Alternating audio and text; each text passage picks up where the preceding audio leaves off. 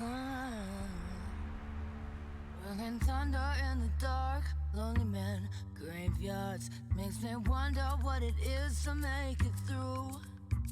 Some fun broken and ashamed, but some games I won't play. But it's winning if you learn to play the blues. Rolling thunder in the dark, lonely man, graveyards. It was you, it was always you. Oh, friend of mine, I won't pretend if I do. Running high, just to find I'm hanging on a dream. Don't underestimate me, I'm the one who's saving you. I'm the one who's saving you. Don't you ever think, don't ever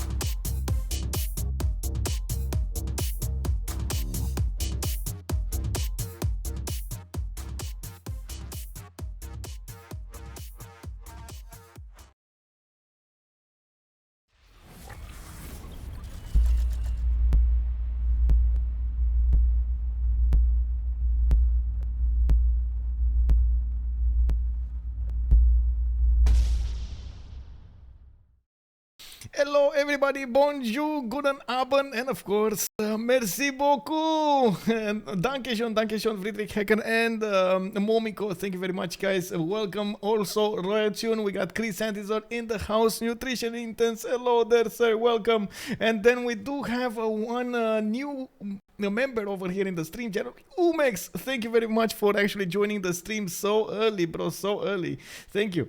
So it looks like today we're gonna have a little bit of a later start to the game. We should have had two spectators. It was me and Malm that should have casted this game. Malm in the meantime did get assigned to his own game. Of course, now from what I understand, there's no party and default. His actual clan, the clan he initiated, going against Quit Imperial, if I'm not mistaken. I did see an announcement earlier and I was like, what, really, bro, you're not gonna stream this game? Oh no. And I was definitely thinking that we're gonna cast together and it's gonna be quite interesting. But anyway, of course, let me actually double check that information so I don't say bad stuff. What is it? Yes, it is against Quit Imperial.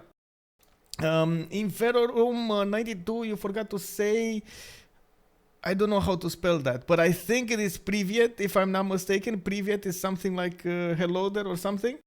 Also, of course, I didn't want to put up on the screen here. Just let me double check. Oh, we got Hashk. We got Hashk in this house. He is gonna be the one streaming for it. Yes, it is. Oh, thank you very much indeed. I do have to say Privyet. I'm gonna add it to my list of to-dos at the beginning of the game. Definitely. Thank you very much, man. Thank you very much for letting me know, or I should say in Russian, spasiba. Okay, let's do this. We got over here in the season 8 Squadron division. Let me actually put it up on the screen so you guys can see what I see. Buckingham did manage to win that victory last week against Ulysses. We then had the Sphinx snip against the Nova Party Antifois.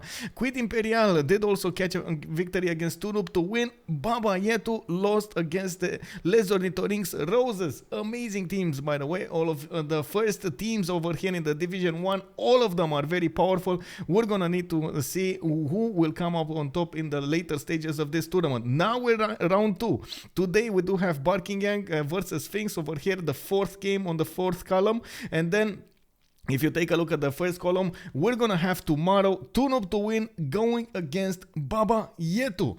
And also Riot is making a bit of a pun over here. OnSpotTV will need at least 10 minutes once he'll manage to memorize every greeting words. Oh my god, I will. I'm gonna try it, man. I'm gonna try it. I'm gonna tell you, man. I'm also... Wait a second, I need to... Oh, Lukang 319, thank you very much for the Lisa, bro. 3 months, yay! Also, Ave Toigulund, Ave, welcome, sir, welcome. Let me actually check up in the game here. Did they actually start? No, they didn't. I do want to point out the rosters here. We got on one side the big boys Buckingham coming out with Firsos, with Sprig Woo Woo. We got J.R. Lamenes, and of course Tirits. On the other side, from Sphinx, the newcomer, Distoria, coming up to ruin the day of his opponents. Mars Mayfair also in the lobby over here. We got Ice Look, and then we got Treur de Chevre. I was actually talking a little bit with Damori before this game, and I was like, bro, you gotta be in this game. Like, really, bro, you gotta be in this game. And he was like, they don't let me, bro. I did bad stuff. I understand that there was some kind of thing over there on the CivFR community, and he cannot talk, which is kind of oh man. I'm sorry, man. I'm sorry. Yes, Fat Dagger is God. He is on the Sphinx, boys. From what I understand, he did switch with his Mercato token. He did switch to the Sphinx, boys, and of course, he's now gonna be playing in another team other than Ulysses. Of course, you do see that it is quite a powerful team over here. We got Ice Look, Trevor, the Chevre, Distoria, Mars Mayfair. Man, we got a boys in the house, bro. 8 amazing players.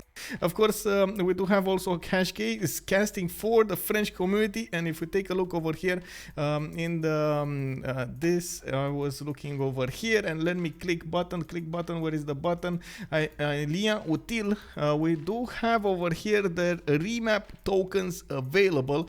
Buckingham did use a remap token in the week 1, and it does look like Sphinx didn't use one last week. week. So it looks like, of course, they're gonna still have remap tokens available. If we take a look over here in the map stage, I think it is gonna be up to the players. There we go. We got the map pools being put on the screen. I'm gonna switch over here the view so we get to see what's going on. Okay, there we go. Oh, by the way, guys, have you seen the banana clip, man? Oh my god, what did I do yesterday? Anyway, let me actually double check. Okay, everything is fine. It should be fine. There's no. Yes. Okay, everything is fine. So in the map pool, it looks like we're gonna have Inland Sea, Pangea, Primordial, Tilted Axis, and I think they took off Highlands as the first choice. They don't wanna get those long games over here. I think we're gonna see some kind of Inland Sea, maybe some Tilted Axis shenanigans. It's gonna be one of those games, man. Oh my god. Anyway, I'm getting more and more excited as I see this unfold over here, and just look at that. They took off Island. Oh, it is. I feel like it is gonna be Pangea. Are they gonna go for Tilted Axis? You know, one of the maps that honestly I wanted to see for a long time is Tilted Axis, because you get like all of those cheeky spawns, and you do have to adapt to the map, and we get to see how the players adapt. We get to talk a little bit about their, you know, tiny choices that they do that they wouldn't be doing on other maps, and it is gonna be Pangea. Look at that, land civilizations. Ahoy! We got Damori in the house, and it looks like Farshet also coming up over here. Roy Betis Pasiva, sir, welcome. Привет. Also, Damori is telling us that map pool is small continent, Inland Sea, Pangea, Primordial, and Tilted Axis. So it's not the continents and islands. Okay, small continent, not continents and islands. Thank you very much over here. And of course, welcome, sir, welcome. I was talking with the boys earlier on the stream chat, by the way, that you definitely wanted to be in this game, man. And, oh my god, we wanted to see you in this game as well, man. I don't know how to say you. It's most of the time, of course, you do get those players, you get to watch those players that just stomp their opponents, and it's amazing to see that happening. I'm sure that quite a few members over here in the stream chat would love to see you in action. Novak76, bonsoir, welcome. Looking at the ban phase here, it looks like we do have Gorgo as the first ban. They definitely don't want to handle those how to say those hoplites on the battlefield, not to mention that extra strength that Gorgo gets from its military policy slots. Looks like Icelook is thinking about this, since they did choose Pangea as the map to go for today. It is gonna be one of those games that they will probably prioritize the land civilizations, the war civilizations, you know, punchy civilizations. We're gonna see quite a few of those, you know, Romans. We're gonna see the Persians. We're gonna see maybe some Nubian action. We're gonna see maybe some Russian action. I don't know, one of those will probably come up on top, but definitely right now the players are actually playing a game of chicken with each other. Who is gonna be the one that is not gonna get back? Who is the civilization that overpowers the civilization, the cream of the cream, the top of the top civilization that is not gonna get the ban here? It looks like Maori and Basil got immediately taken out. Of course, those two are extremely powerful civilizations, but there are so many remaining up for the grabs. And I do have to say, we're gonna have Zhao III, we're gonna definitely have Mali, we're gonna have Russia, we're gonna have Pericles, we're gonna have Arabia, for example, Ethiopia. Oh my, so many good civilizations that they can pick from. And of course, after these 6 bans, we're gonna have those 4 picks. And right now, the players are trying to get an advantage from taking away their opponent's options. Of course, a lot of big brain power over here. We're gonna see them try to figure out in such a way they know. Oh, that player prefers that one. We gotta take that out. Oh, the other player likes that one and the other one, and we gotta take that out. Oh, I know. I've seen a tactic last week. Oh my god, have you seen what that player did with that civilization? We gotta take that out. And what are we gonna pick? Oh, I like this. And of course, they will end up with 4 choices in the first pick phase. We're gonna need to see if if those civilizations we talked about earlier are gonna go through. At least right now on the screen it is Sumeria taken out. Of course, those workouts are not gonna make it in this game. Damoni, I don't know what you're. Oh, why? What the F? What the F? If you didn't notice, Michael, a Sphinx plus Bargain will do CRL together. You're coming to win the CRL? You're coming to win the CRL? I have not noticed. Also, Ryotsun is saying over here, and that's actually a greeting that I need to get. By the way, I need to learn. Bonsoir à tous. Okay, got it. I'm gonna write it down, bro. It's fine. Xifi, good evening, sir. We got bonsoir. I should say bonsoir.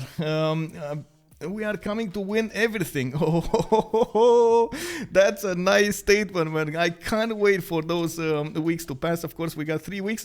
And I gotta tell you something. You know, it's my birthday on the 18th of October, right after the CRL. Oh my god, that weekend I'm probably gonna be streaming all over the place.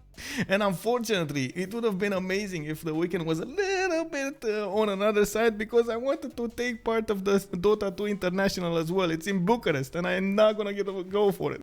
Anyway, it looks like we got 2 more bans. Roman leader Trajan got taken out. We got Genghis Khan as the 6th one. Firsos is gonna go for instant Shaka. Wow, Saka horse archer action, I should say, not Shaka, Saka. Tomeris is gonna be picked over here by Firsos, and he's definitely gonna want to pew pew pew his enemies. We got Icelook going for Spain. He is gonna choose those conquistadors, man. The conquistadors plus crusade are gonna make some love with their neighbors. We do have over here the Polish action. Of course, Jadwiga taken by Trevor de Chevre, showing up quite a powerful civilization, quite a bit of interesting tactics that can be applied here. I'm honestly really curious if he's gonna go for the preserve tactic. I've seen it before. I've seen it in the past weeks applied successfully. Of course, it wasn't only middle student going for it. I've seen others. Wink wink.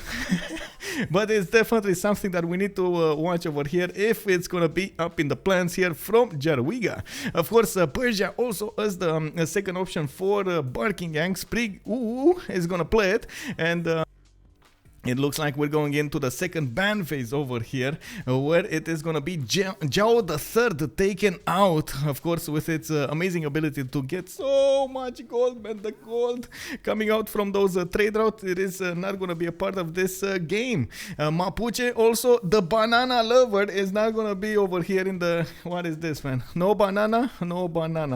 We do have Kree also taken out, of course, with those Ochitaos. It can do quite a bit of damage, not to mention skew the game from the beginning. It does, I should say, depend a little bit on its spawn, but we've seen it multiple times how actually Kree can rise to the challenge. Of course, taking... Oh, wait a second. Catherine de Medici, Russia... Wait, how is this? How is this possible? As in, the French is banned the French? How is this possible, man? Like, this is like... man, no. No. Catherine de Medici should have been in the game, bro. Anyway, it looks like now we got our 10 bans. They did go for it, so of course it's not gonna be played. Mars Mayfair is gonna have the next choice. He needs to pick something, and he's gonna go for Simon Bolivar. Of course, with the Laneros, with the Haciendas, the Commandant General ability to just get a free general every era. What is this? Like, how? Anyway.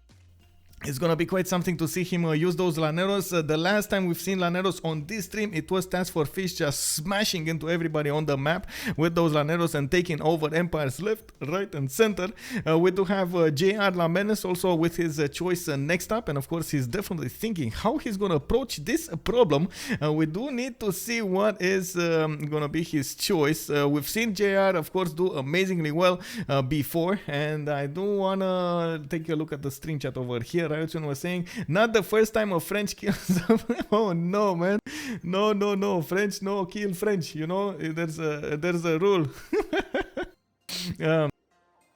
Wait, you're saying JR Salty La Menace? Why is JR Salty La Menace? What did he do? I know he was speaking some weird words over there in the last few weeks. I've seen that Liege, how to say, clip over there.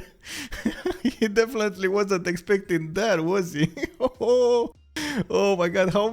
How many times in your life does that happen to you, man? Tidits over here is going to be the last one who's going to choose something. It looks like JR is going to go for those Mariano Cheret archers, and we're going to see him try to go for some culture shenanigans over here. He's going to benefit from the Sphinx. He's going to get that Itero trait with the 25 production towards districts and wonders if placed next to a river. We do have him making the kaching from the trade routes, not to mention the food. Nom, nom, nom, nom, nom. And of course his allies are also going to benefit from sending trade routes to him. We do have Tirits also going for Hojo Tokyumon. This is one of those, leaders with the samurais that can definitely apply their power against their opponents. We do have that amazing ability to get the +5 on the coast, in the shallow water, and quite a few of those districts are gonna get their extra bonuses. It is definitely gonna be up to Tirits how he's gonna use that power.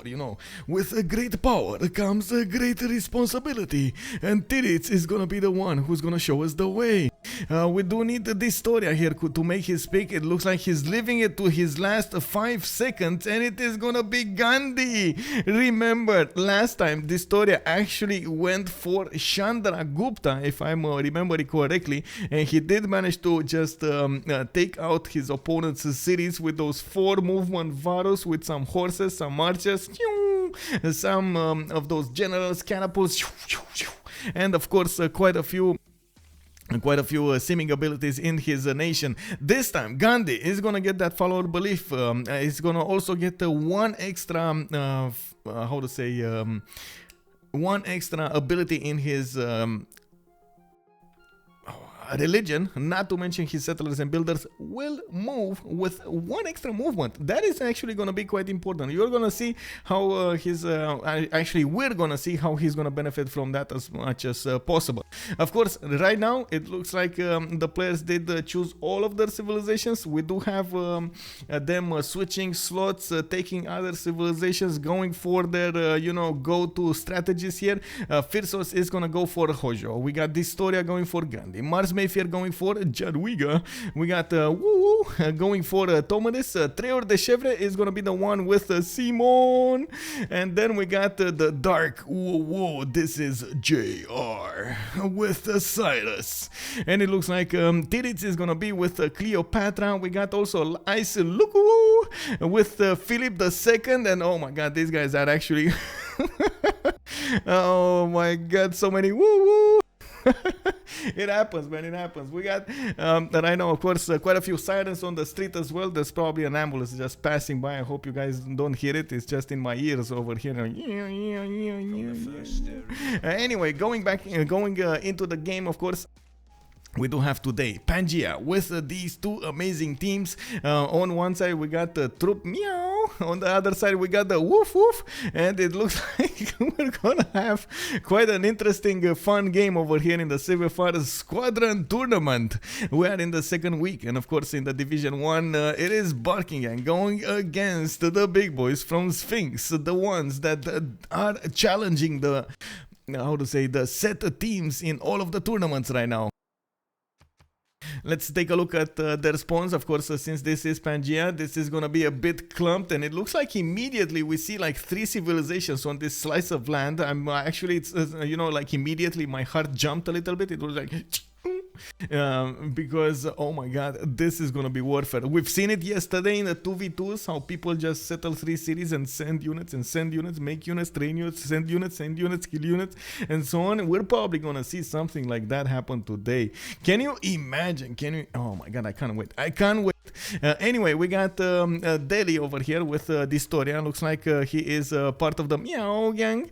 We got him with quite... Oh my god, what is this stone? What is this? 5 stone tiles in the capital? Ooh, okay, well, that's gonna be an interesting choice for his pantheon. We're gonna need to see if he's actually gonna choose something like, you know, stone circles, or is he gonna go for something for his religion? Of course, Gandhi over here is well known for getting a religion quite fast, so I'm expecting something like that. We're gonna need to see exactly how he's gonna play it out. Of course, this story over here, a very good simmer. He does have a river that is going a little bit snaky to the south, where he will meet Tirits. It is gonna be one of his enemies over here, and it looks like Tirits is gonna have to choose. What is he gonna do? Is he gonna keep on simming, or is he gonna go against his opponents? Oh my god, unbelievable. Tirits is actually between the mountains over there. He does have a few spawns to go for. Of course, from what I can see, this right style is wink at him. We do have him with another choice to go for a city here, maybe a few coastals, but other than that, to his south, there will be Simon with Treor de Chevre. He's definitely gonna try to do some kind of shenanigan to go against Tirits, and even if he's gonna benefit from those Mariano Chariot Archers, just spamming those arrows at his opponents, we actually might see some kind of takeover over here from Gran Colombia. Of course, it's been quite some time since we've seen a direct matchup between these two powers at the beginning of the game, so I am looking forward to see how both of these players will go for it. I also do notice that we got Persia over here, Woof Woof. It is going to be on the east side. He definitely can apply some pressure on Colombia and relieve some from Egypt. This is actually an extremely close map. I don't know if you guys noticed, but it is extremely close. It is like a cage fight. We got over here just a few cities to settle, and then you're gonna go to war. This feels like a smaller map than we're used to. I don't know, man. What is this? Anyway, we do have JR that is going to benefit from those immortals. He is going to have a little bit of a nerfed immortal, I would say. You do know that the immortals did get Snip Snip. Unfortunately, they lost their support bonus because all ranged units lost their support bonus. So, oh well, it was a bug. They went for it. They said, okay, let's see how it fares. It looks like, of course, the immortals still are amazing when you attack with them. They kind of weak when you attack into them, but that's something that, of course, the players do need to do. They do need to keep on attacking into them if they do want to smash them. Anyway, it does look like, of course, most of the players are going for their scouts. We do have on the west side over here immediately 4 players that we've seen. This is turn 2. We're gonna go and check out the next spawns. Firsos, or I should say Firs. We got him with the Woof Woof clan to the southeast. Looks like he is gonna have that reef tile to use for his campus. I do not really like his adjacency over here. I guess he's gonna have a +3 harbor and so on and so forth, but kind of feels like he could have done better. We're gonna see exactly how he's gonna play it out. We got a disconnect here. This might be a full disconnect. Oh, UI bug. Okay, never mind. He's gonna rejoin. Of course, at turn 8, we're gonna pause the game anyway, and we're gonna go and check out the map votes if they do want to remap or not. The players do have until then to actually find out their surroundings, try to get a read on their territory, find out if they do have like an awesome neighbor next to them. Maybe they do have a lot of land to settle. Maybe they do have a lot of amazing land. Maybe they have shit land. You never know. So that's why right now the players are getting their scouts out. They do want to see through that fog of war and try to figure out if they do have to remap this game. Of course, in the north here, it looks like Poland is gonna have the powers of the Saral de Uyuni, and he's gonna benefit from that extra adjacency towards his commercials. You can see the major adjacency bonus towards commercial hubs next to it, and of course you're gonna get +4s next to it. I think it is gonna be +4s. Like major adjacency means 2 points, if I'm not mistaken. At the same time, if you do work these tiles, I wouldn't really say it's amazing. Like 2 science, 2 gold, and 1 production. No, why would I work that? I don't know, man. It feels like it's a weird possibility.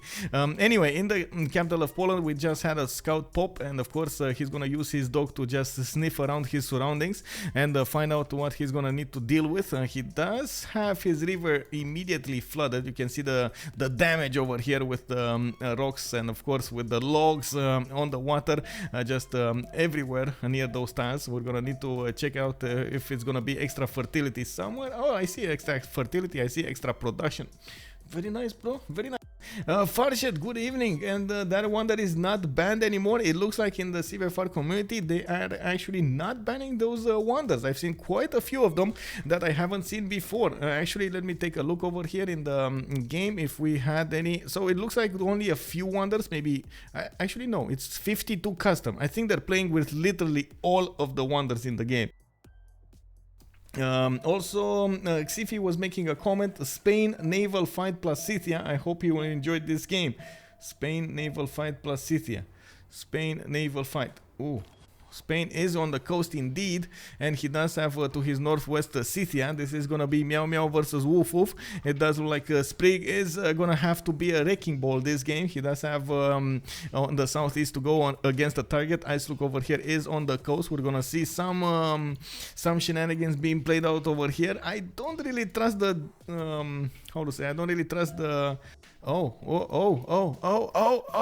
look at that. We do have Firsos on the coast as well, right? And the coast is open, right, for the taking. We do have him with this, all of this land to go, and all of these seas, I should say, to go and take a peek at Spanish cities. This is going to be quite interesting. Of course, Japan over here does benefit from that +5, and at the beginning of the game does have an advantage. That advantage kind of dwindles off because Spain will get to his early fleets. That is going to be a problem. We're going to need to see when Icelook is going to get that and how he's going to play this. And of course, taking a look at that Scythia, that menacingly looking Scythia to his northwest, I'm having second thoughts about this. I do have to say that also, what I say, Damori, License Ford and oh, License Ford and Giant Causeway is banned. Thank you very much. Merci beaucoup, Damori. Thank you for that information. It is definitely, I guess, one of those wonders, or I should say, they are definitely some of those wonders that do impact the game quite a bit with those extra promotions that you get for the naval units, and at the same time that +5 that you get for your carnivals. We do have also Mami Vata. Good evening, sir. That's an odd map. It is a kind of a mouse? What? Oh, this is that's a nice could be. Kick W, man. A mouse? What? Oh, I guess you can call it a mouse. Bermuda to like Xifi said. Okay, well, Xifi was saying that all wonders are available, just some broken wonders like License for Giant Causeway. And oh, so Bermuda Triangle is also banned over here. Okay, got it. Good. Of course, now we do have the remap vote. We're turn 8, and we're gonna need to see how these guys are gonna choose to go forward. If they're gonna choose to go forward, I do wanna double check on my phone something. Let me see. Okay, so we got one of the teams. It looks like the Sphinx boys did go for their choices and settled on something. I'm not sure if we're gonna see. Okay, there we go. The first Buckingham player goes for it. We got JR going, Sprig going, and Firsos is gonna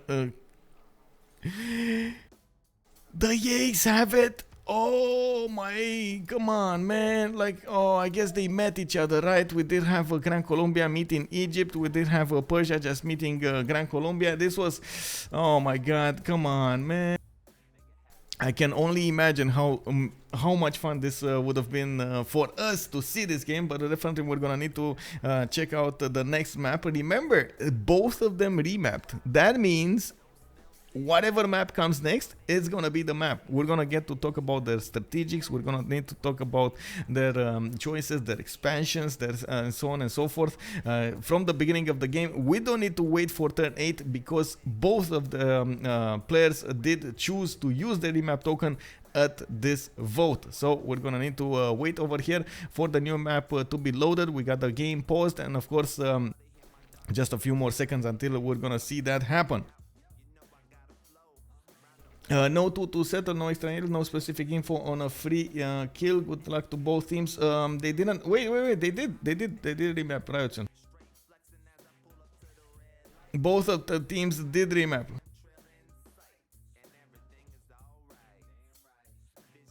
From the first stirrings of life beneath water, to the great beasts of the Stone Age, to man taking his first upright steps, you have come far. Now begins your great...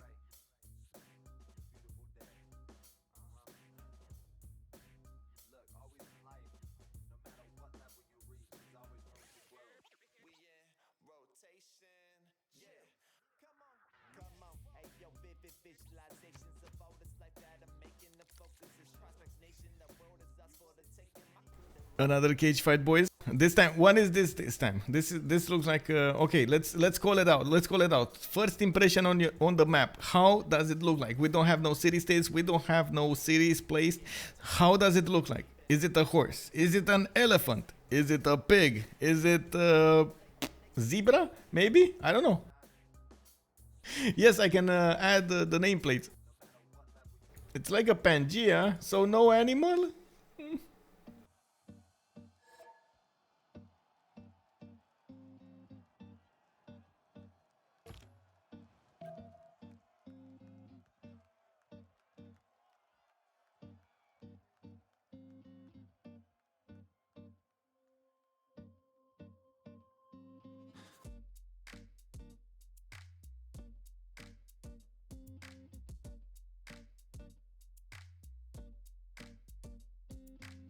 Okay, then we have the nameplates. On the left side we do have Sphinx, on the right side we do have the Barking Gang. Of course I'm gonna go through them as we talk about their spawns. Looks like to the northwest we do have Candy, direct, oh my god, Candy next to Poland.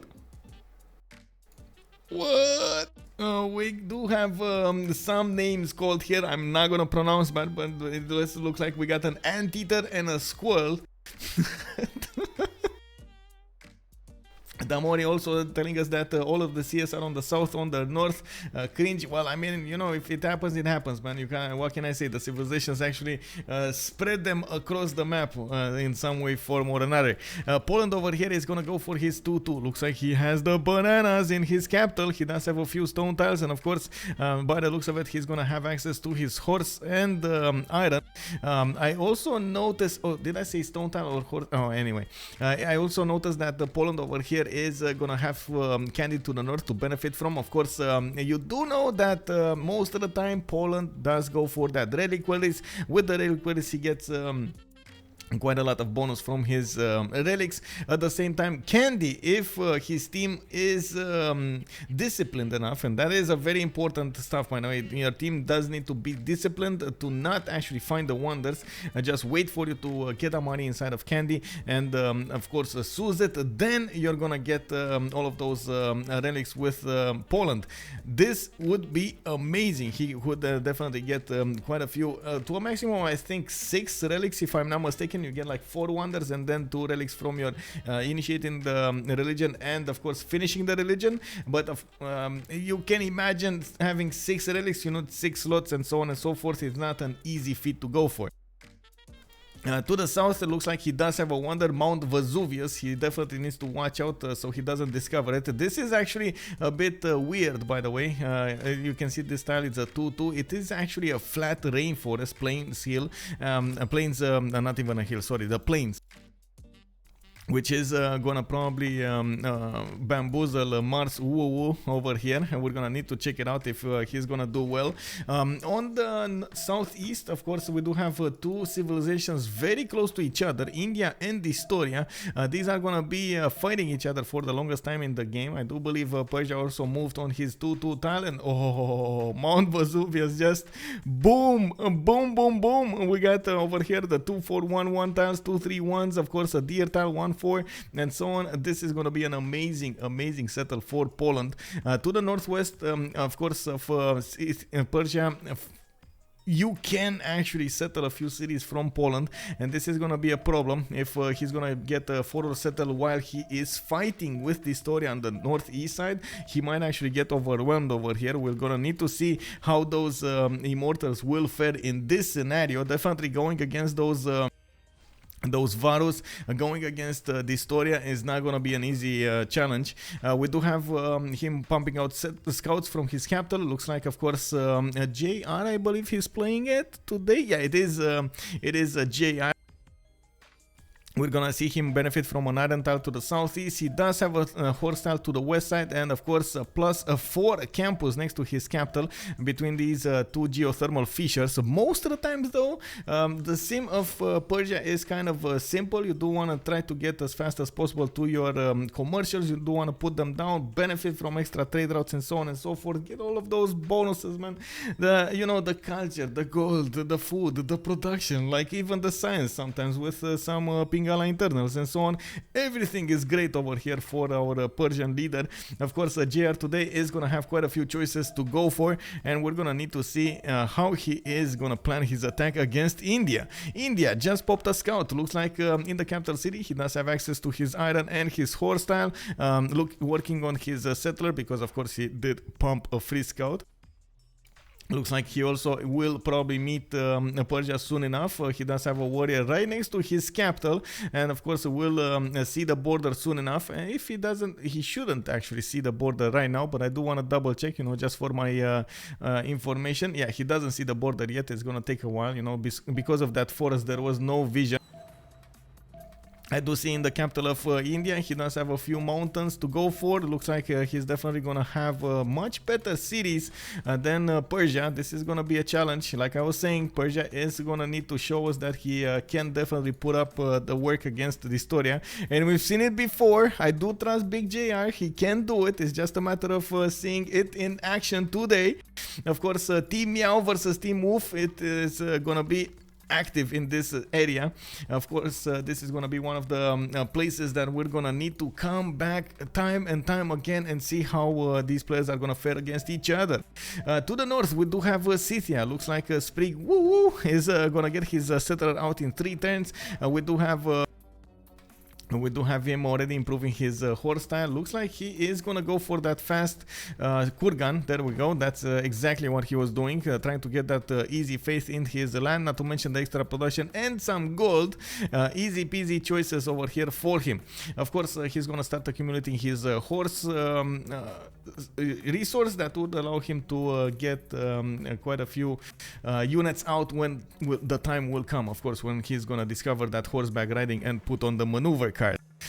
In the meantime, I do see he also has access to his iron tile. Didn't quite yet discover it. Looking at the technology screen, he is going very fast for archery, which means he's gonna go the middle tree for archery. He's gonna try to get as fast as possible to his horses and sakas. I'm actually curious if he's gonna go. Oh my god, I clicked on it again. Anyway, somebody got a relic, by the way. It is oh my god, Ice Look got a relic.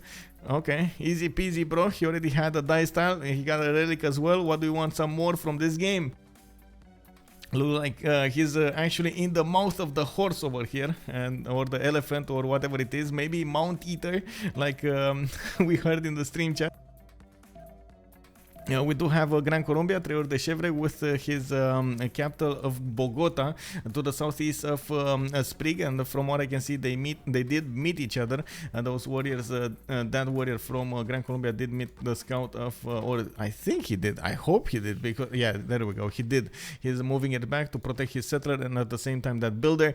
He did start to improve his strategic resources. The horses over here from Bogota are with a pasture. We do have him with available iron to the northeast and a lot of chops. I do like this this arrangement though. That's a lot of chops. It looks like also Trevor de Chevre might actually go for that. Okay, so he's going for the honey tile, not going for the 1-2. I really like this by the way thing.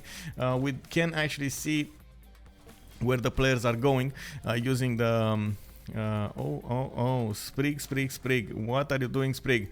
Just taking away that option from Trevor de Chevre. It looks like he's gonna try to find out where he's going. We got the first attack phase over here. Of course, Sprig just got an extra plus 5. Yeah, there we go. He got an extra plus 5. His scout is 11 strength, but that is not gonna allow him to fully defend against the warrior. But at least he might actually keep it alive for a little while longer. This is actually weird. This is plus 5 on attack, right? Doesn't get it on defense. Ooh. We do see the redirection of Trevor de Chevre to the west side. He might actually go for this river. Not bad. He still has some of those tutus to get that extra production from, not to mention the food. And he is still using his builder to scout to the south. I wanted to say he's going to improve that copper tile, but it looks like he's not interested in doing that. Looking at also the map, we do have to the south of him Tirits coming up with, of course, a settler going directly towards Gran Colombia.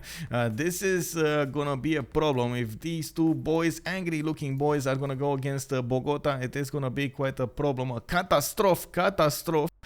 Tirits is gonna have his second settler coming out in 5 turns. Looks like at the moment he didn't put any kind of improvement on his land, but he definitely can get his horses done. Next to his capital, he does also have an iron tile 3 tiles away. Looks like we got a few last moves here. Trevor de Chevre is trying to get that scout damaged enough so he can kill it, but unfortunately the scout was too fast for him, and of course went into the forest. There is a promotion, and there we go. Sprig just activated it. It's fine. We do have also, let's coming back to the south here. Tirits is gonna get quite a few chops, and from what I can see, he is on the Cocoa continent. And that's something that he's gonna benefit from quite nicely. He's gonna get that extra gold in his empire, not to mention get that extra amenity. I do also notice that unfortunately he doesn't have a lot of cities on the rivers over here. Maybe if he prioritizes them properly, as in, you know, optimize them, you can get a city over here on the 2-1. Not really good land next to it, but you can make it work. We got a city between the mountains where he is going right now. Definitely that could work, and from what I can see, he's going directly for that, so he can get the cocoa tile and of course the banana. Extra food, extra kaching, everything nice, man. We do have, by the looks of it, to the northeast, Japan over here on the lakes. This time he's pumping out another settler. It looks like he's not gonna get to fight on the seas Spain, but he is gonna need to fight him on land, and of course the timing for those samurais is much faster than the timing on the conquistadors on Spain. This might actually become a problem for the Spanish leader, for Ice Look. We're gonna come back to his land soon, actually go to his land and check him out soon enough. We are turn 14, and of course we still need to check out all of the options for the players. I do see horses next to the capital of Kyoto. Also, he does have an iron tile to the south over here. He did have a banana to work and a 2-3 deer tile. Actually quite an impressive spawn over here for Japan. Looking at his coastal resources, he does have 2 possible options for his harbors, one on the east or one on the west. It kind of depends where he wants to put it. Having that +4 harbor is still gonna give him some points. I've seen the players tend to prioritize, of course, the commercials instead of the harbors because of those merchant points. We're gonna definitely need to see if that's gonna be the choice today for Japan. I do want to point out that the Japanese commercials are not that great because they don't get any more that river adjacency, and of course that's one of the things that makes them awesome. We do have him benefiting from cocoa tiles. Next to Fukuoka, he does have 2 of them, and of course he's gonna get quite a bit of an extra gold income from that. Looking at his income right now, he is on a 427. Very nice. That's extra gold that his allies can use to just upgrade units, buy units, send units to their opponent's lands. Oh my god, look at that action already going on. I do want to check it out, man. We got Ice Look with Seville and Madrid. It looks like he did go for campus first. He's gonna get a +4 campus next to Madrid. That is between the mountains over there, giving him the +3. Not to mention between the 2 rainforest. I also noticed that he put down another campus from Seville. This is only gonna be a +2. He can definitely put one of those government plaza districts between Seville and Madrid, between those 2 campuses, and increase the Well, I guess is it? Yeah, it is going to increase the adjacency of both of them. He can also get a +4 commercial next to it. Very nice, very nice. The city of Seville is growing also into the Coco tiles. Oh my God, this is like such a rich game over here. We do have so many players benefiting from gold tiles. It doesn't look like they're gonna have problems with gold like we've seen in other games. Hopefully, we're gonna see them benefit as much as possible from all of those juicy tiles. We got a third settler coming out from Madrid. Looks like, of course, he does have access to his iron tile to the west side, and his horse tile is to the east. We're definitely going to need to check it out, how he's going to plan this. Looks like, of course, he's going to have that science advantage, which is going to be amazing, especially if you couple that with your pen, brush, and voice. It is going to give him quite a few bonuses. Culture with gold, with science, like everything in the stars over here for Spain. Okay, now that we've seen everybody in the game, I do want to go a little bit and just scroll around the map and see the initial bumps from the units against other units. We do have City over here just making his way against the Polish land. He did notice, of course, he's starting to build his holy sites. One of them got finished in Krakow. He did go for fertility rites, and of course, in the meantime, is trying to defend himself, pumping out some slingers from his capital. Looks like he's not actually he cannot rush his religion effectively. We're gonna need to see how fast this will be. Unfortunately, if he does move, wait, are they the same team? They're not. Okay. Whew, no mistake there. If he does move this slinger over here on the march tile, he is gonna get a penalty for being in the march tile. You know, it's like icky and sticky, and you can't really move around, and hard to defend, man. Hard to defend. Really, like that's a bad tile. And of course, this warrior of Scythia will definitely double tap that slinger and take it out. That's one of the reasons that Mars is not moving from his capital, from his city center at the moment. He is going to get his Holy Site prayer project done, though. He did manage to get his scout inside of the city of Wroclaw and improve and promote it. I do notice he still has a builder available, and his second Holy Site is going to be 4 turns. Usually the players do want to wait for that second Holy Site to finish before they're going to establish their religion. The big matchup of the day, it is going to be Bicistoria and JR bumping heads against each other on the west side of the map. Of course, we do have over here Panna going against Pasargade. Look at those archers already on the battlefield. He can actually tap that slinger. We might actually see an attack over here from Distoria. I'm actually extremely curious if he's going to tap this slinger and take it down. You can see how the archer actually takes him down 2/3, and then the scout just swoops in and takes the other third. Easy peasy, bro. You do have to time those correctly, though. Xifi, who found the relic, that was Spain. That was Spain, man. Amazing. We also have Farshet. If Gran Colombia survives 3 players, 7 with Coco. Oof. That is wait, Gran Colombia, why oh, because he's in the middle of everybody. Well, I mean, that's definitely gonna be a tough one. That is definitely gonna be a tough one. He is next to Japan on the east side. He's next to Scythia on the west side, and of course beneath him he's gonna have Tirits. All of those nations do benefit from an early spike in power. Of course, those Saka horse archers coming from Scythia. We got those Mariano Cheret archers coming from Egypt, and then we might see samurais coming against them. We do have Distoria trying to take out that slinger of Persia. He did put it down most of the way. Couldn't quite kill it, though. He did move it in the city, and as you can see, it is safe. That slinger remained with only 1 HP, 1 single HP on this slinger of JR. We got him also settling the city of Hamatan on the west side. He did put it on something that gives him, okay, it is Mercury, giving him that much needed extra boost in science. He is working also an amber tile. Very nice adjacency. We do also see him putting down another city to the north and just upgrading an archer so he can get the defense going. I'm actually a bit surprised he didn't finish his encampment. I thought, oh, he had movement on the archer. That's why his slinger, okay, that's why the slinger survived over here, because of that Oh man, extra movement from the archer. He didn't shoot it with the archer, man. It happens, it happens. God of the Four chosen by Persia. He's definitely gonna try to get that extra production going against India. Remember, Indian Varus are quite something to go against, and we're gonna need to see if they're gonna be successfully taking down those immortals. On this side, we do have Distoria putting down his holy sites. Looks like at the moment he did go for initiation rites as a Pantheon. He is gonna try to get as much faith back from his building of units, and by the looks of it, he's also trying to get as fast as possible his culture going. He is on 6 and 3, and by the looks of it, we do have JR on 6 and 6. Definitely a much better, stronger result, I should say, than his opponent. They do need to finish their, or I should say, upgrade, improve the tiles that hold their strategic resources. All of them do need to do that, and by the looks of it, we got quite a few missing resources over here.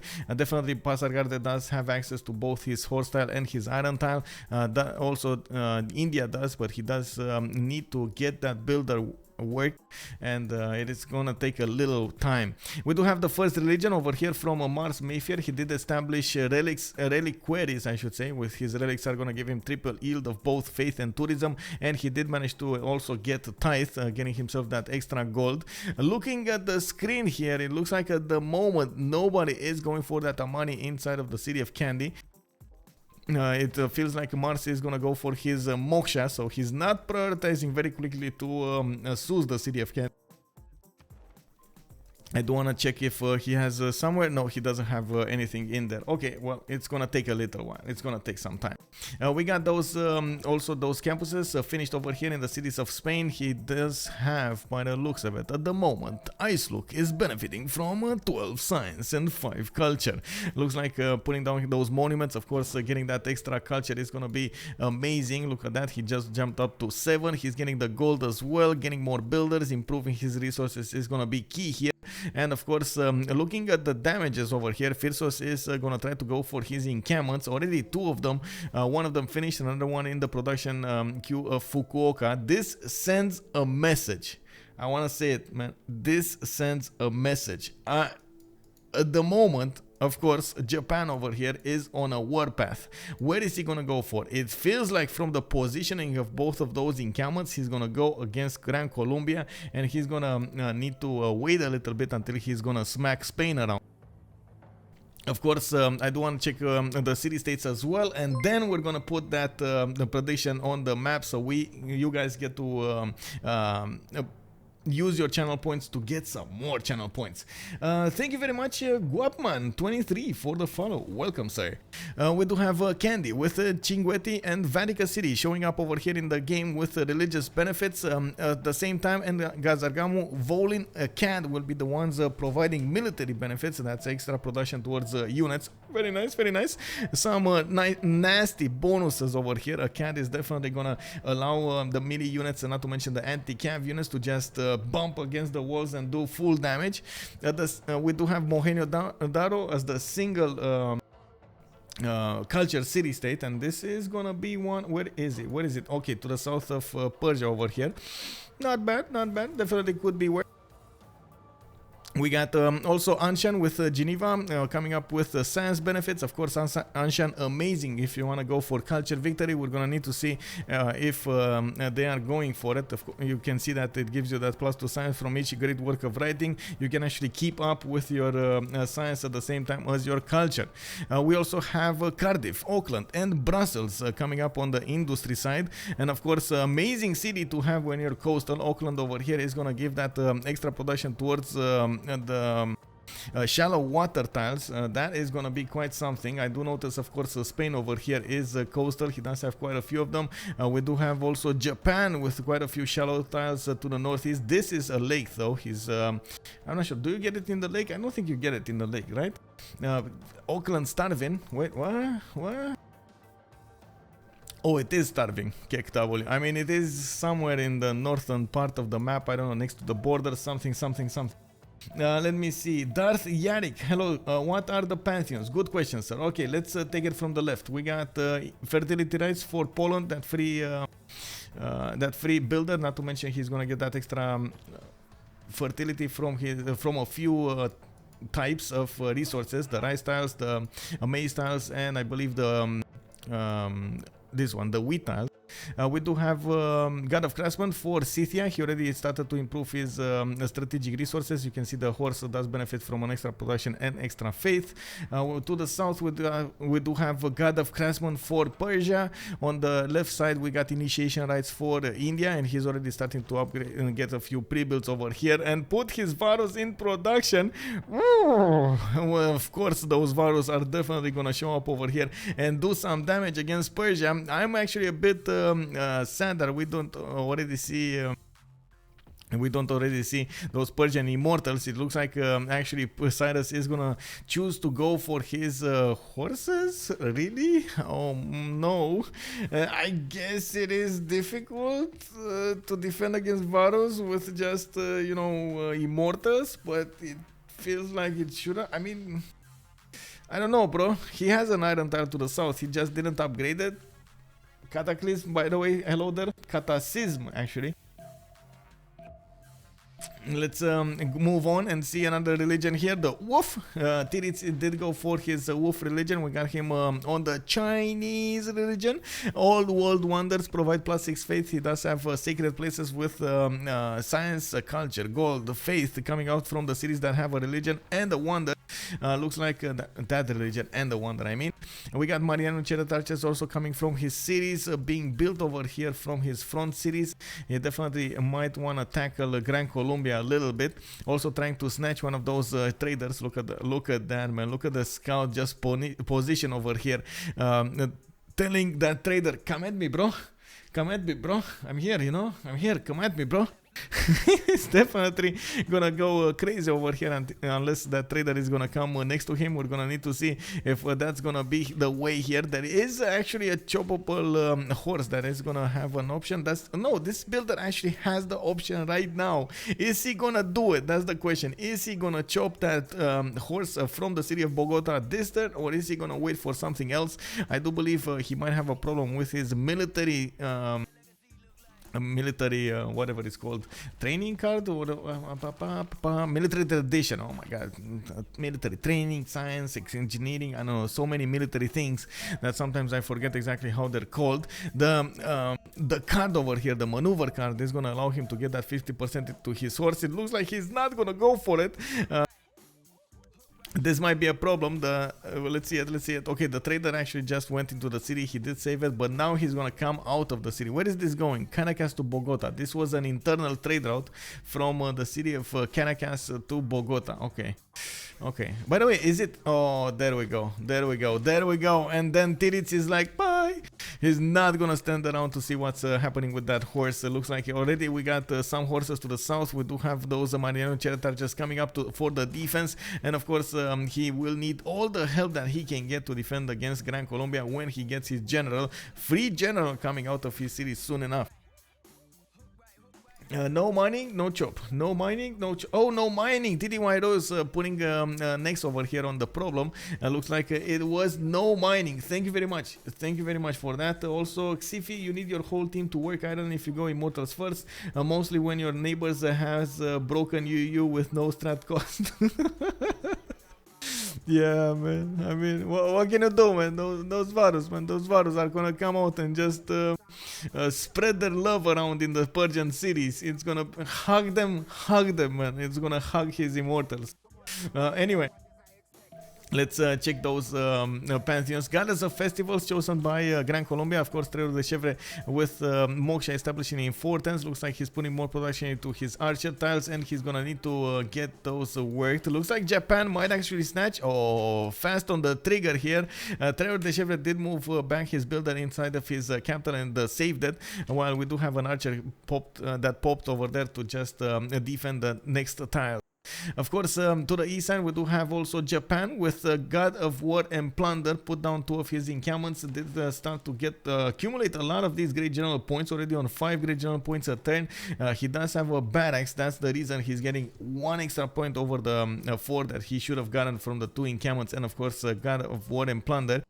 He did also put down his government plaza. Looks like he improved his horse tile. He improved his iron tile. This means Japan is ready for war. He's definitely gonna need to get those units on the battlefield. It looks like at the moment Gran Colombia is just having fun, just popping those units out of the city of Bogota and trying to get them on the defense.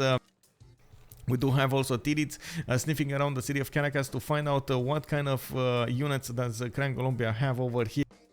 On the last civilization, we do have the city Padrian Goddess for Spain. Of course, you can see he's starting his sim up. We got Magnus going inside of the city of Madrid. He doesn't have a continent split, so he's not going to benefit from that doubling of its trade routes. But still, with Governor Magnus, he's going to get very good. You know, Chef likes this traders. And of course, from what I can see, he did improve his iron tile. And of course, he does have another one next to the city of Madrid, where he improved for the moment his horse. Actually looking forward to see who are they gonna send their military or their strategic resources. 2 more turns to go for that medieval era. I do want to put on the stream over here the prediction, and then I'm gonna talk a little bit about the players over here and of course the religion of India.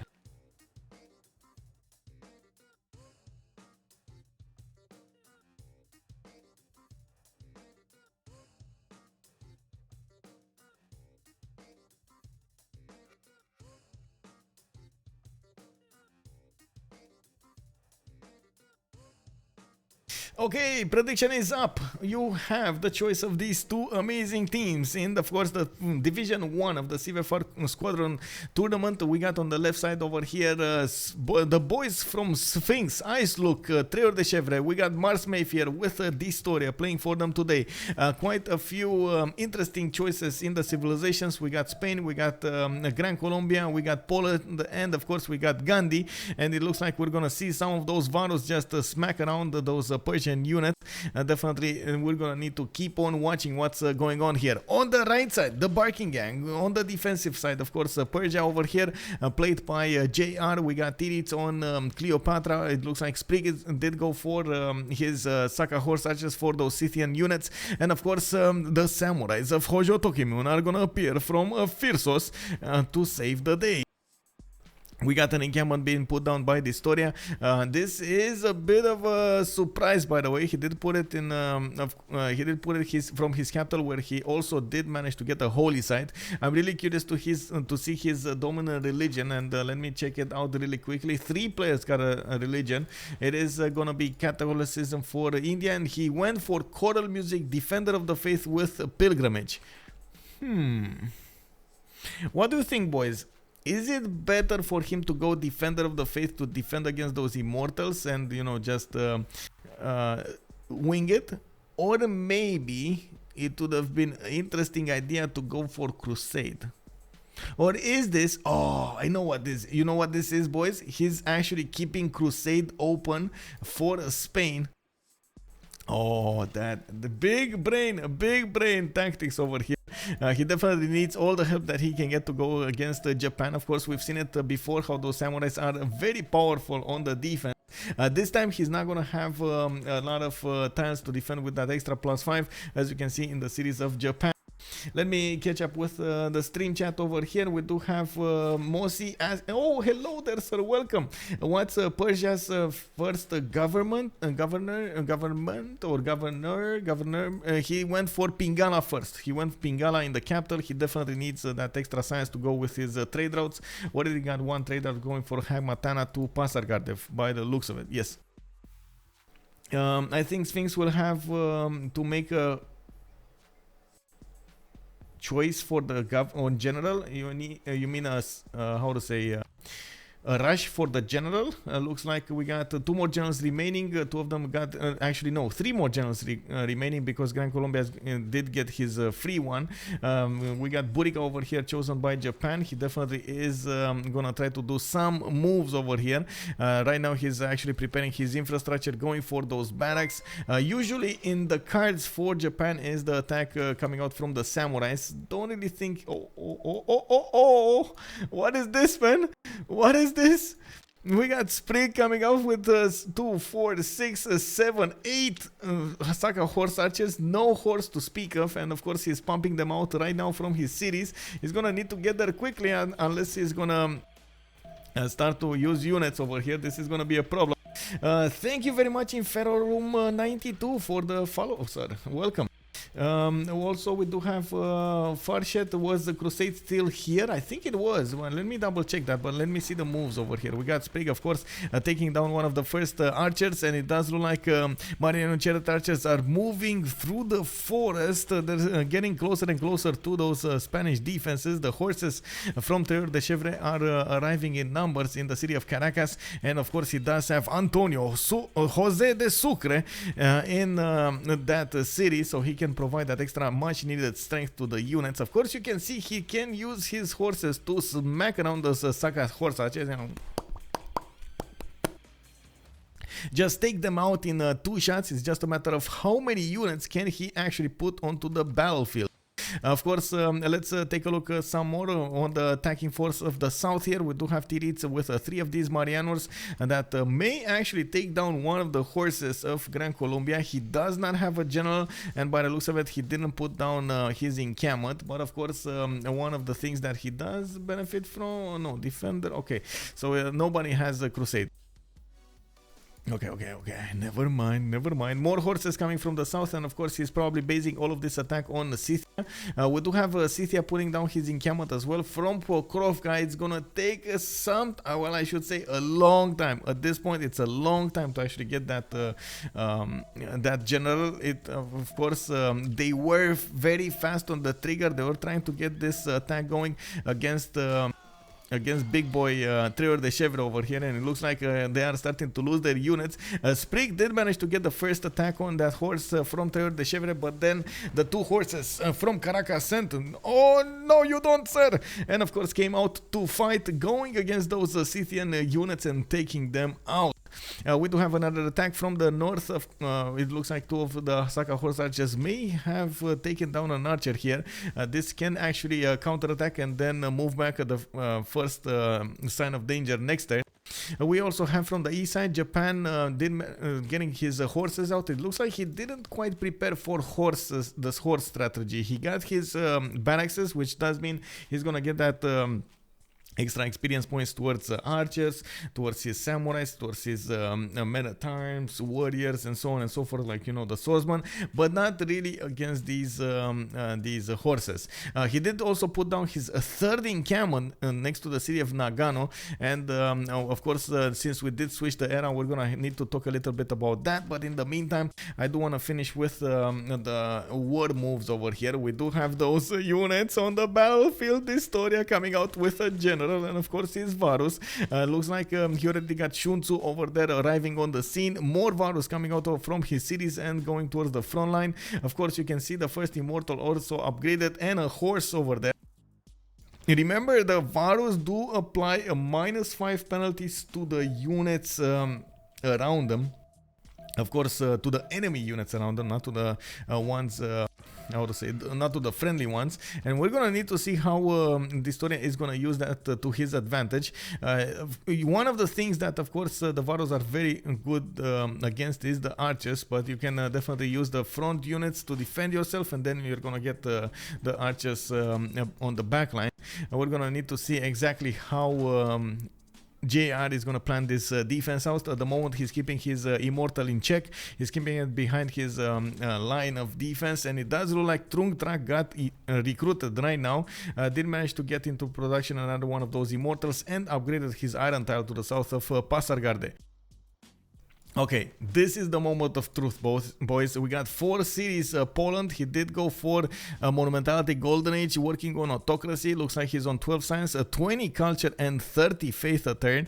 And also 20 tourism from this early stage of the game. It is quite important. We got him using that faith into his builders and the settlers. And as you can see, he's starting to get his horses out of the city of Krakow. Actually going for encampment training projects from his capital, from his city on the front line is going to be quite important. There is still a great general available in this era. You can see we do have Japan taking one, India taking one, and Persia taking one, while in the meantime we did have Spain managing to recruit Hypatia, very important scientist by the way, that gives him a big boost in science. I do notice also that Poland will need to actually buy a tile so he can chop that extra in Camon training project, unless he wants to put a little bit about that production in, or faith into his general. I don't really think he wants to get that, but anyway, there might be somebody else that is gonna try to get that general. We're gonna need to see who has the points. Did anybody pick it right now? Oh, Poland with 3 points. He'll probably gonna get to recruit it unless Japan takes it away from him. They are not in the same team, and of course Japan did manage to get a great general here, Burika, already, so he might actually want to get it. Let's take a look at the slot order. It is gonna be Firsos that has the first slot, and of course the first choice to recruit that general. That is a bit unfortunate for Poland. Of course, he's still gonna get the medieval Renaissance one, which is still good in my book. We do have that initial attack from the Historia. He smacked one of those archers to smithereens, and of course from the east he comes with more Varus. He also has his general over here in the city of Parna, which is helping out the units get onto the front lines faster, and this is a problem of production right now. Of course, there is quite a bit of production coming out of the Indian Sea.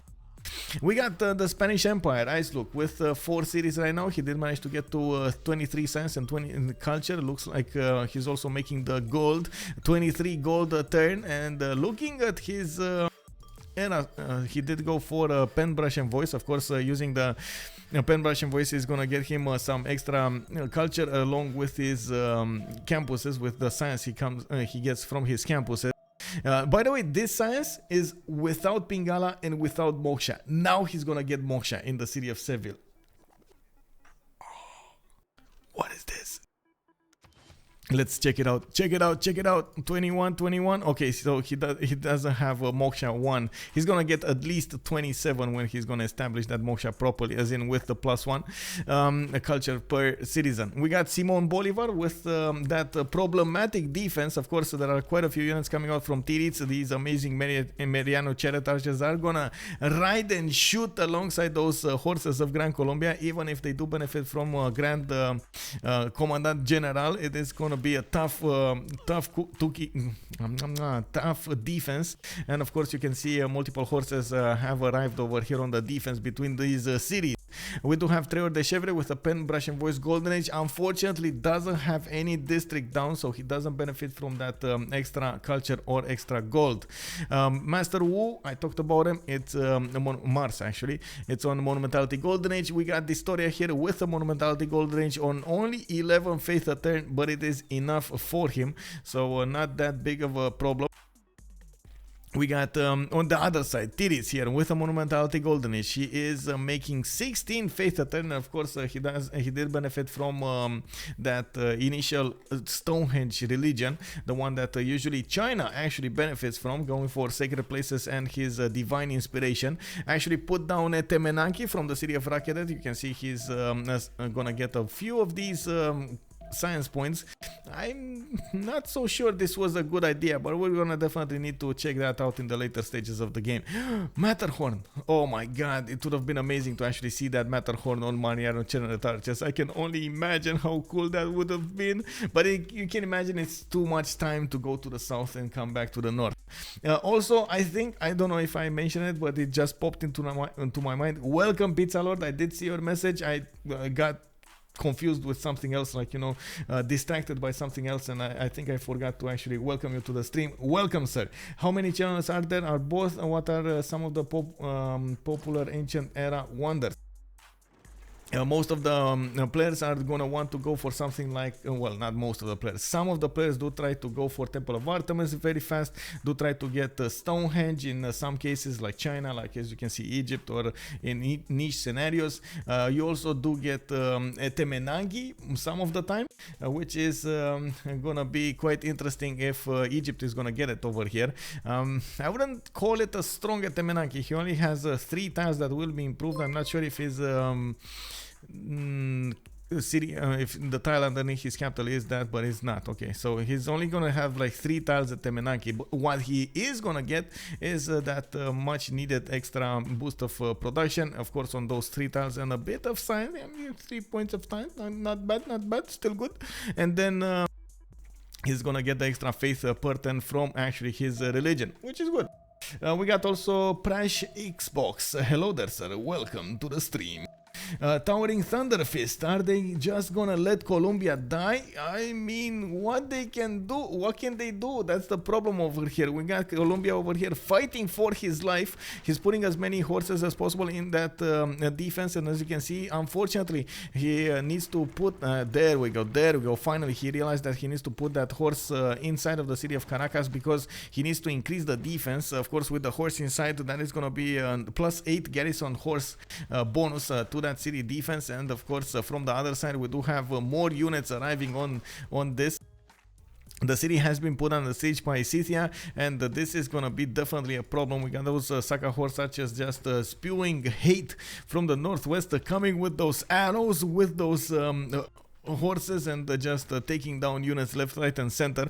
We also have from the south Mariano chariot archers arriving on the scene, and Egypt over here can definitely just bump against the city center of Caracas and take it down a little lower. We're gonna need to see if the city will survive. I don't think it's gonna survive the next turn, but of course it's all up to the moves over here if they do want to take it or not. From the east, we do also have Firsos arriving on the scene with Buriga, designated general. He did manage to recruit the second one. I was telling you, man, like the second one. Unbelievable move, strategy coming out from Firsos today. Of course, he did manage to get those amazing points in the general scene. He has 8 great general points at 10 with God of War and Plunder, and 3 of those encampments put on the battlefield in his main cities. You can see also 2 of them have barracks. I did manage to get next to the city center of Bogota, and by the looks of it, I do need to talk about the last remaining bonuses here. We do have Golden Age from... Oh, let's see it, boys. We got the city of Caracas going down to the concentrated power, firepower, Sprig, and of course Tirits. From the south, we did have those horses arrive on the scene with multiple Mariano chariot archers. From the west, Saka horse archers just ran through the forest, and of course took down most of the units of Gran Colombia that were sniffing around. We do have the first city taken down, and of course this is gonna be a big problem for Treor de Chevre. How is he gonna come back from this? It does look like he will probably lose his cities. Multiple units arriving from the east side. Japan managing to get next to the city center of Bogota. We got a pause here. Sprig is calling for a pause. Not sure exactly what's happening. Oh, it is Firsos that needs to rejoin. Oh my god, I was my heart skipped a bit over there. We do have on the west side this attack between India. This gives us a little moment of how to say, of time to actually catch up with all of the action over here. It looks like the Historia didn't actually push his luck into the units of Persia. Of course, looking at his damage counter, we do have the Varus dealing 58 damage against the Immortals 50. It's and that is without the +5. It does definitely look like the Historia will have an advantage over here if he pushes on. It's just a matter of how many units can he get there, and you can see actually the line of Varus just making their way over there, you know, like Godzilla Varus. We got you can see those stomping the ground next to the city of Patna and arriving on the battle scene to the west side. Of course, Governor Magnus is going to establish in Patna. He's going to get some more chops. We got Moksha also going in his in his capital. Also, it looks like he changed his capital's name to a Spawn Difference. Okay, bro. We got him just making those Varus like there's no tomorrow, and of course he still has quite a few chops and faith points to use in his settlers and builder. Let me actually check it out. The Doom 7, hello there, sir, and welcome to the stream.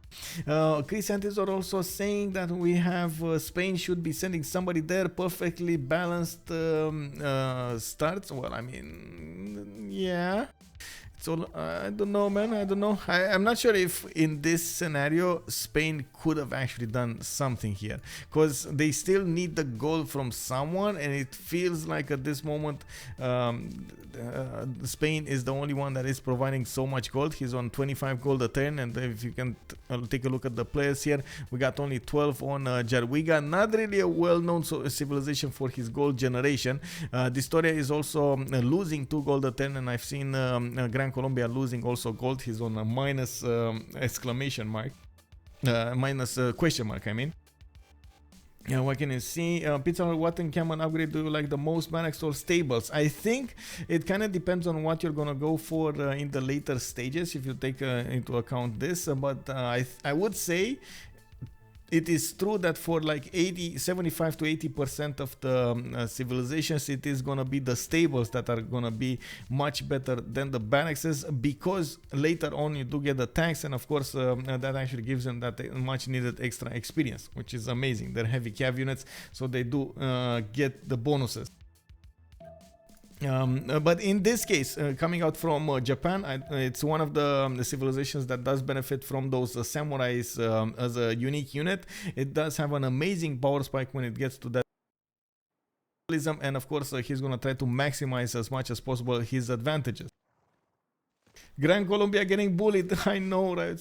I know this is actually not that easy to handle. We're gonna need to check it out if Japan will be successful, but it does look like way too many units coming out from all of these 3 nations going against Gran Colombia to allow him to properly defend.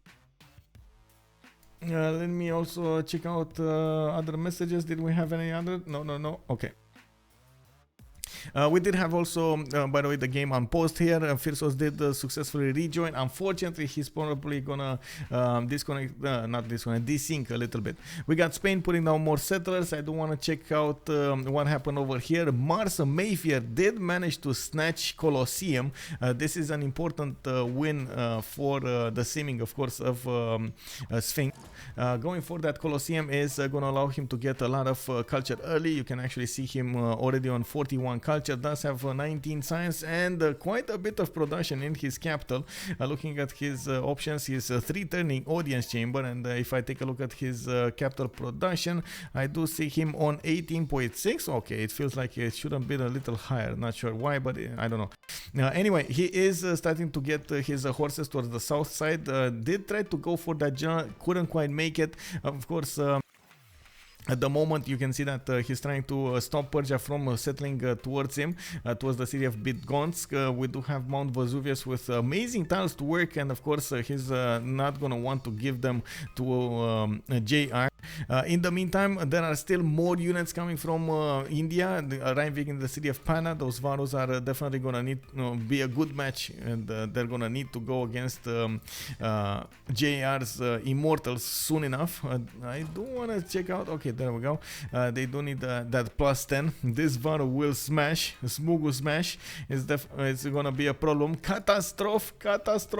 Oh, another catastrophe. We got Firsov taking the city of Bogota, taking the capital city of Treur de Chevre. That is, of course, the leader that was leading Gran Colombia. He only has 1 city remaining, and unfortunately doesn't have escape settler out. It's not like he actually could have sent it somewhere. Can you imagine that sending a settler all the way to the north and to somewhere on the coast over here? Not a feasible solution. As wonders, we do have Zangidanxia to the north of Scythia. It looks like we did have Matterhorn to the south of Egypt over here, where there is a city already being sent, and of course Tiritz over here is going to try to get that bonus for his units. He also is going to benefit from a free meteor site. Oh, nice, man. Free heavy cav, easy peasy. And we do have him assigning more of these governors, and of course, now that he managed to deal with the threat coming against him from the north, of course, Gran Colombia, it looks like his sim is gonna be the one that is gonna benefit the most. I do want to point out that one of the important factors of winning this war was the fact that all three of the players next to Gran Colombia went against him. So it wasn't one, it wasn't two, it was three. I do believe if it was only two, he might have actually survived over here with the Commandant General, with quite a few units being pumped out of his cities and so on. They were actually stopped. The reinforcements of the city of Caracas were stopped by those Japanese units arriving on the battle scene from the east side. It's very good team play. I have to point this out, and of course give the points where the points are due. I think Buckingham played this top notch. Lucan 319 was saying if Persia holds out, this slips to Buckingham. We're gonna need to see, sir. It does look like at the moment JR is gonna try to get an advantage over here. Is gonna settle directly on Mount Vesuvius, where there are a few horses already next to it from Poland. It doesn't seem like at the moment Mars has the power necessary to go against the Persian units. He doesn't have that general, and of course neither does Persia, but yeah, there we go, he's retreating. At the same time, I do want to point out that Mars is gonna benefit from an amazing, one of the best unique units in the game. Those wing hussars are gonna be over here soon enough, and of course it's gonna take a little while until he's gonna discover it, but with his extra culture he's gonna get there quite soon. He doesn't need his faith pattern as well to buy them faster, and it's gonna be an interesting adventure to see. Oh, do it, Mars, do it. Oh,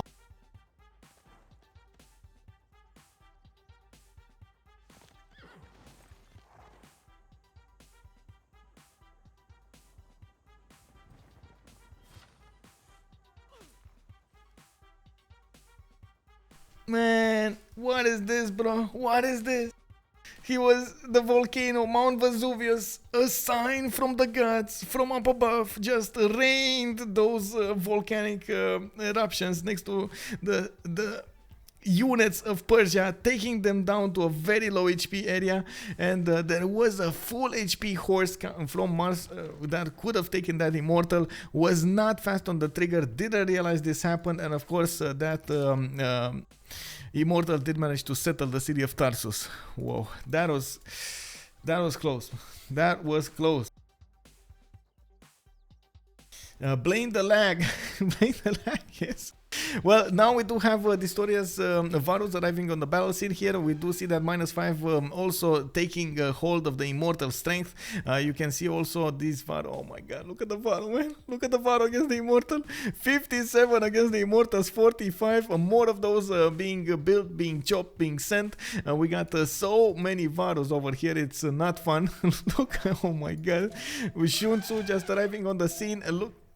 Did he attack? He did attack. Okay, now he moved it out of the way. It looks like we got another level 1 Varo on the east side. He's definitely gonna double tap that immortal next turn. We do need to see the first moves coming out from Distoria. Looks like JR noticed he has a weak point over there and retreated his immortal in the capital. He does have another one here to his northeast. That is just okay, there we go. He's starting to retreat. This is a problem.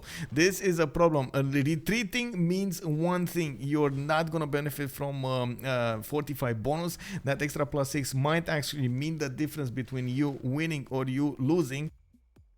So we're gonna need to see if this is gonna be enough. More of these units are also joining. We got also catapults being chopped over here from Panna with Magnus. He's gonna get them as soon as possible next to the cities of Persia, trying to lob those boulders against the city defenses. Bitgonsk getting more horses out. We got shrines coming out from the production queues of Krakow, and of course Roklo getting more commercials out. And this is a problem, by the way. I do need to point this out. When the moment Gran Colombia is going to lose his cities, that is going to be the moment that Scythia's attention will turn all the way from the east to the west. He's gonna go against Poland, and he is definitely gonna try to get as many advantages as possible, and of course take away that advantage that Poland is benefiting from right now, the big sim piece that he has. We do have on the east side, of course, Spain over here with actually quite a good sim. I do have to point this out. 35 science, 35 culture. Definitely strong on both accounts. Also 27 gold. He's just swimming in goodness over here. I do see that Ice Look is going to have a Great Barrier Reef next to the city of Cordoba. And looks like he started to improve his coastal tiles, going for his libraries. This is like a peaceful game for Ice Look. It's no care in the world over there for of course Spain. We do have a few more seconds, and of course the Japanese units with the help of the Scythian Saka horse archers are taking down the remaining units of Gran Colombia. Trevor de Chevre is on one last remaining city. He's gonna try to get the walls up, but it doesn't look like it's gonna be in time. Of course, there is a possibility that Spain might actually overwhelm the defenses of Japan with those conquistadors, especially if he does manage to get that crusade ability on his units. You know how could have, would have, should have words are? Might have, should have, could have, I don't know. It feels like we're gonna need to see if that will happen over there. I'm a bit concerned about the power spike and of course the amazing general points that those Japanese units are benefiting from. He is good on science as well as culture. He does have quite a few benefits when it comes to simming. So I do kind of see him. Oh, there we go. Samurais. Coming out from the city of Kyoto. He is definitely going to have strong enough units to defend at least for a while. And of course, we do need to see if he's actually going to make it to stronger ones. So maybe some field cannons, maybe some cuirassiers. We don't know. We'll see. Okay, more units, more shots taken by the Varus, and of course from what I can see they are trying to get it going. Trevor de Chevre already calling out the GG for him, of course calling out a nice game as well. This is good sportsmanship, by the way. I do have to point this out. We got 2 units taken out by India. He did manage to take down one of the immortals and at the same time one of the archers that was shooting arrows at him, and at the same time the Varus did start to position next to the city of Pasargade. We got also Pingala over there, and of course in the meantime from those hills we got the archers shooting arrows at the Varus. This is still gonna be a problem. Ooh, promotion over here, but it's it's gonna go down. It's gonna go down. He has one more archer to shoot, and that Varus is probably gonna go down.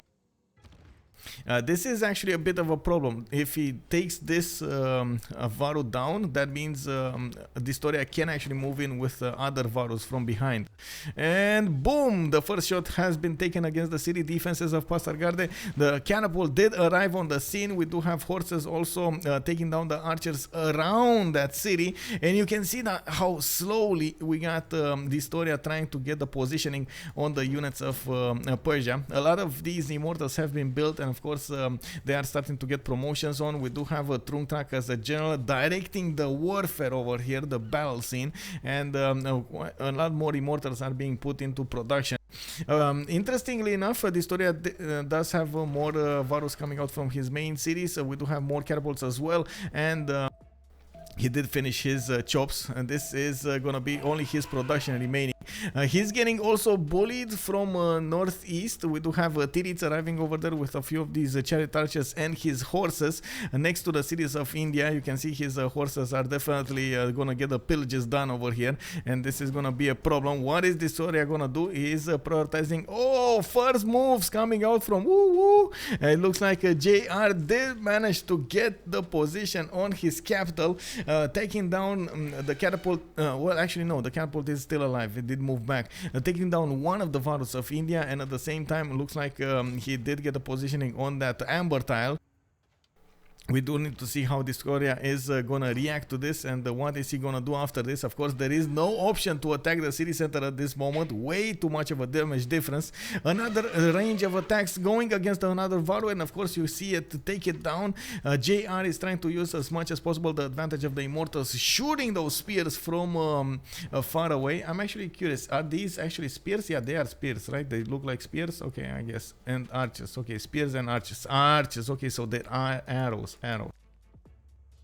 We got also Ethelfled arriving over here for Mars Mayfair. He doesn't get the bonus for his horses, but he's gonna get the bonus for his wing hussars. It's just a matter of time until those arrive as well. We're gonna need to see them uncovered, revealed. Which beliefs did Gandhi tank? Lantus asking us about beliefs of Gandhi. He did go for wait a second, choral music. Shrines and temples provide culture equal to their intrinsic faith output. We got defender of the faith with combat units also providing him the +3 in his borders, and at the same time a pilgrimage +2 faith for each city following this religion. The immortal range plus melee is hard to push, to be honest. Yes, it is still hard to push indeed. Nailin, honestly, Poland doesn't commit just a little bit to split that army. The immortals can fend off Gandhi for a little, for a long time. Indeed, that is a problem over here, and I do think that Poland is someone that needs to interact with Persia somehow. He needs to tell Persia that he needs to split up his units and send some defensive forces towards the northwest. Of course, we do have more of these units being traded over here, and we can see more Varos arriving on the scene. He did manage to successfully defend his east. Of course, now the Mariano archers are gonna get there, and he's gonna try to get an advantage. We do see that, of course, both of his holy sites got pillaged by the horses of Egypt, and this is a bit of a problem. Egypt is still benefiting from those monumentality and from that faith into the monumentality era. So definitely he likes the faith. I see 2, 4, 6, 7 cities coming out from Egypt. He did manage to get that city away from Gran Colombia, Caracas, and they actually split it. You can see the brotherly, how to say, split over here. 1 city for Egypt, 1 city for Scythia, 1 city for Japan. It happens, man. It happens. And no more goat milk. Wait, what? Goat milk? Chevre guy is gonna trade the Chevre. Indeed, that is 4 versus 3 situation right now. Definitely an advantage for the barking gang. We do need to see if the Sphinx boys can actually come back from this. We will need to check out the warfare over here. It is the Historia that is trying to match the power.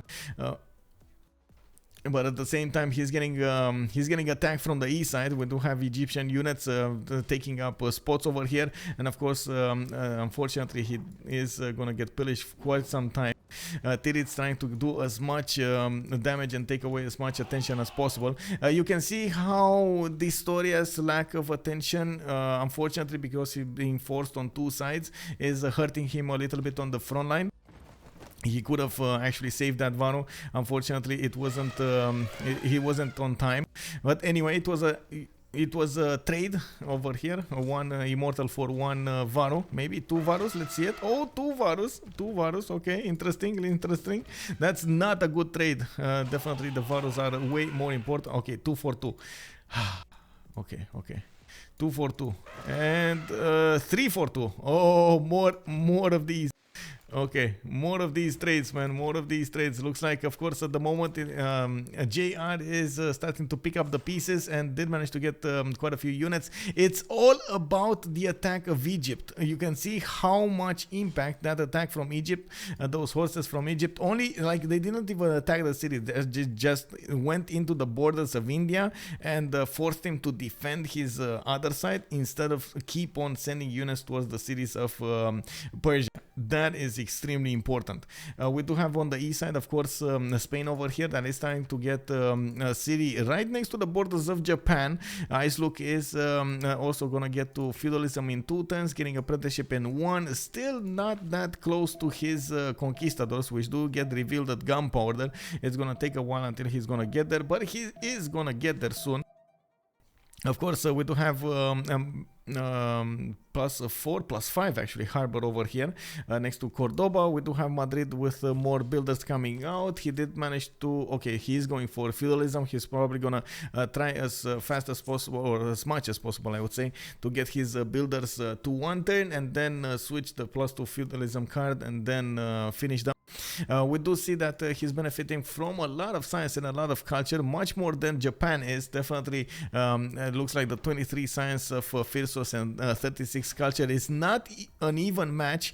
But if you take into account the units that are going to come against his cities, not to mention these samurais extra bonuses from the Great General and Oligarchy and that battering ram, it kind of feels like it's going to be a sad story over here. Spain did manage to upgrade at least one of these man at arms in the city of Valencia. He does have already pre-built for another unit. And in the meantime, he's going to need to get some more over there. Unfortunately, he doesn't have a lot of those units and he's not producing more. So if there will be an attack from Firsos, it's probably going to overwhelm the defenses of Valencia with only 2 units over there. Of course, we can actually check out the samurais do overwhelm the swordsman. They do a decent amount of damage against the man-at-arms, but they don't take them out completely. I'm actually extremely curious how that damage will look like next time when we're gonna see that man-at-arms maybe come out of the city, like peekaboo. Let's see, CM Right 3001. I'm new to Civ 6. It is important to have cities above 10 population. That depends, sir. It is important to have how to say it, it is important to have good stats, I should say, and and of course to attain your goals. So if your goal is to go to war, for example, I've seen a lot of players that did maximize their outputs from using Wall of Throne, from that doesn't give you that extra food that you get from governors and so on and so forth, and at the same time using the extra production towards units. So they're going for a much wider empire, taking away the cities from their opponents. The same that actually can translate into stats themselves, because you do get the extra population coming out from your opponent's cities, maybe some more districts, maybe, and so on and so forth, positioning and so on. At the same time, there is the whole gameplay available, and of course we can actually see it over here in the Polish land. You can see that in the city of Krakow, he did go for a government plaza with audience chamber, getting 11 population cities or more than 10 population cities. To answer your question, is going to allow you to put more of those districts from the cities, which is amazing, right? You do get a district to every 3 extra population that you get. So it's 1 plus 3 would be 4, plus 3 would be 7, plus 3 would be 10, plus 3 would be 13, and so on and so forth. At the same time, getting more districts does mean you're going to get more stats, does translate into great people points and so on, and other kind of advantages, including more production and of course stats from your population.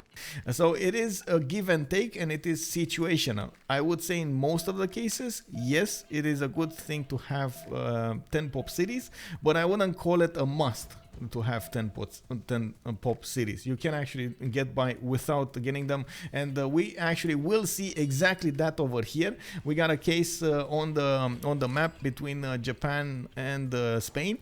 Spain does benefit from a lot of science, like he's triple the amount of science that actually no, double the amount of science that we see outputted by Japan.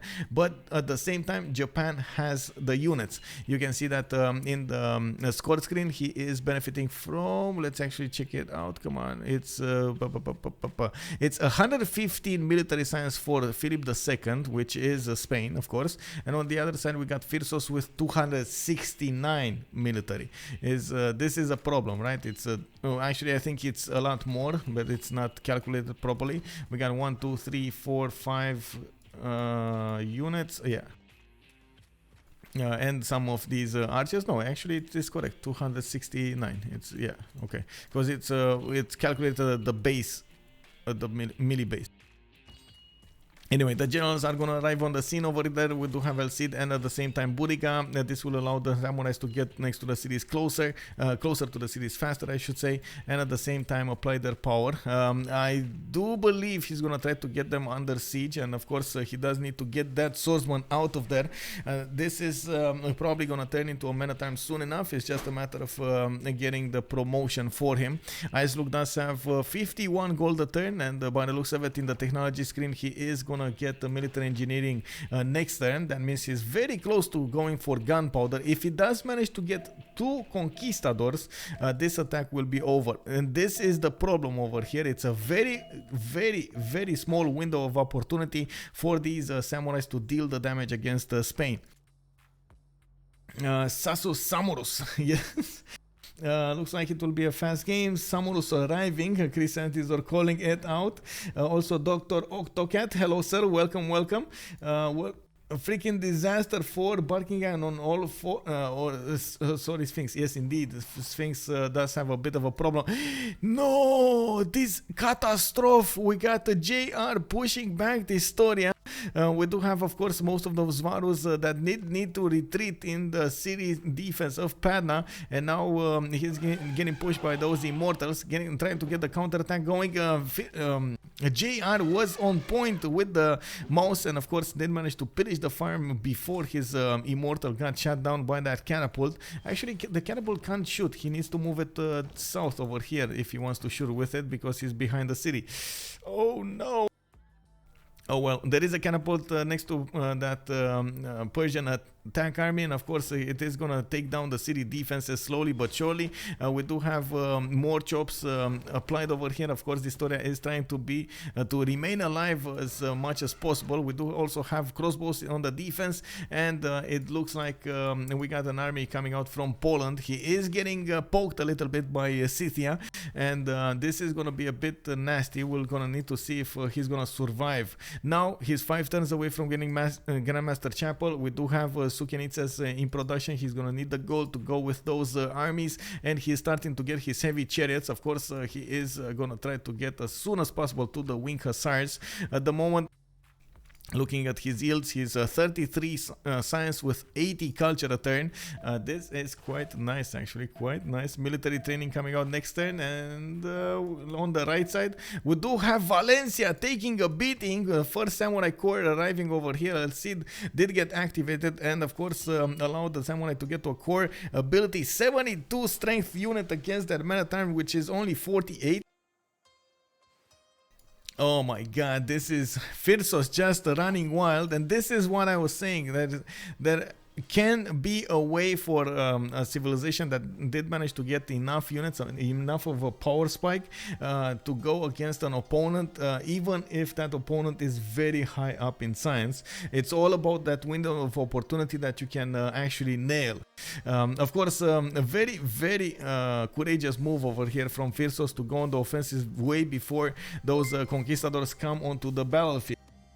Stefan, hello there, sir. Welcome to the stream. Stefan also asking us if Spain has a religion. He doesn't have a religion yet, which is a bit of an issue over here. I would have imagined he would have gotten one by now. I do believe actually India didn't get a crusade because he wanted to give Spain that ability to get crusade. I still am of the opinion that India would have or should have went for crusade. If he would have managed to crusade the cities of Persia, this war would have been a totally different war. Like, honestly, it would have been amazing to see that happen. Anyway, it didn't happen, so we'll see how this will develop in the next turns. Of course, the Mediterraneans actually from Spain did manage to successfully get back into the borders, and as you can see here, they are getting followed by those samurais. I do see more units coming from the main cities, but Firsos did stop his war production, stopping for a little bit to actually get his theater squares out, improve his land, get some more builders, and maybe some better stats. I do see a lot of these builders are working furiously on his tiles, which is good. It's good too. This is feudalism era. He's definitely getting all of the blings, all of the bangs out of his units. We do have Historia managing to successfully defend his west side. Looks like he does have a bit of a problem here, but he's trying to deal with it. Of course, the catapults are actually getting smashed by those Varus with ease. It's just a matter of getting in range. I do see actually he might deal with a catapult this turn. We'll see if he chooses to do so. Did manage to get also another settler out of the city of Padna, moving it to the northwest. Looks like he's gonna need to Looks like he's gonna need to defend with a swordsman over there. Yeah, there we go. We got a crossbow coming out. He did have that crit general, so he does have the extra move. It's just a matter of getting the shots out. There we go. Catapult went down. Okay, so what do we have here? Scythia going for his next tier units. We got a heavy chariot coming out of his city, some more horses. He's chopping more of these builders, and of course all of these should be feudalism builders. There we go. The extra 2 charges are on here with 5 charges in total. He did manage to get to a good amount of cities, 2, 4, 6, 7 cities, and from what I can see, he definitely needs to send a few more units towards the west side. I'm not sure what happened here from Mars. I was expecting him to settle directly on that olive tile, but somehow he went to the north. So I'm not sure what happened there. He's definitely trying to get as fast as possible to his heavy chariots. We do have Mars 2 turns away from getting reformed church. That is, if I'm not mistaken, the civic where you do get your wing hussars. So he's 2 turns away from getting wing hussars. We got 4 more turns of the classical era remaining, and that is gonna be a challenge. Who's gonna get the next golden age? And looking at the era score screen here, we do have Ice Look 53 out of 57 points, 4 points away from getting this. He is also 4 turns away from getting gunpowder. Getting pushed by those samurais. It looks like he might actually lose more than a few pre-builds. He's getting smacked, oh my god, smacked by those samurais with ease. We got 64 strength samurais with oligarchic legacy, the bonus from the great general, the flanking bonus, the military alliance bonus, its base damage and everything. Like everything is over there in the cards, in the stars for Firsos. I do see he's also 2-tapping that man at arms with his core and his samurai next to it. At the same time, from what I can see in the era score screen, we got Mars on 64 out of 59 points. He's 100% gonna get his next golden age. This Storia is 3 points away.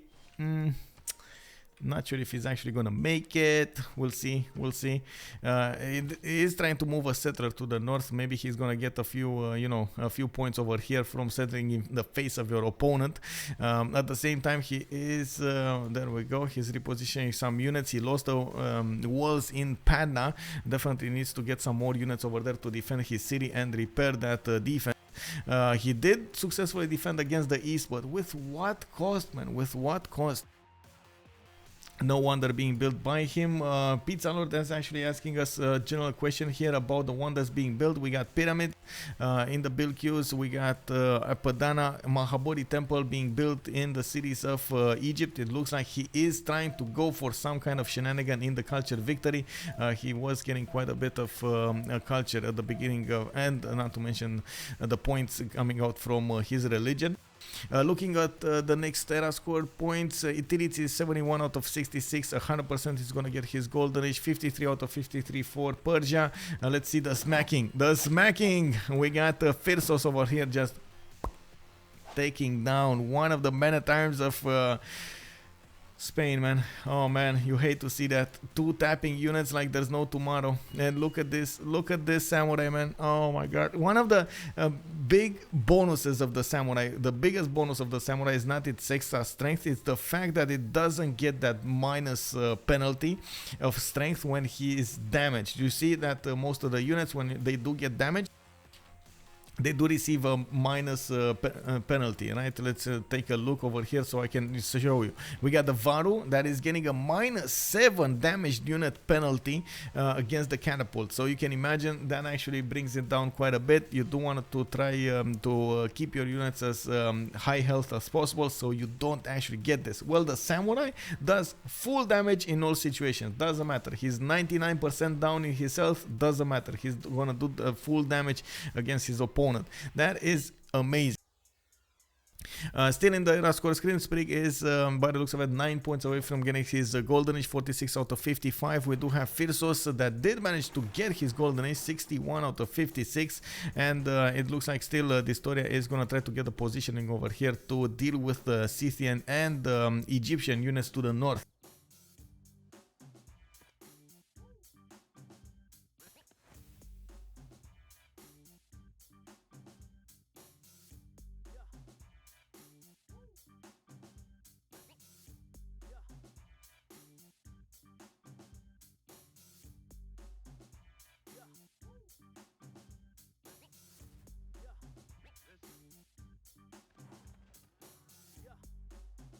What is my favorite unit rush? That's a good question. I wouldn't call it.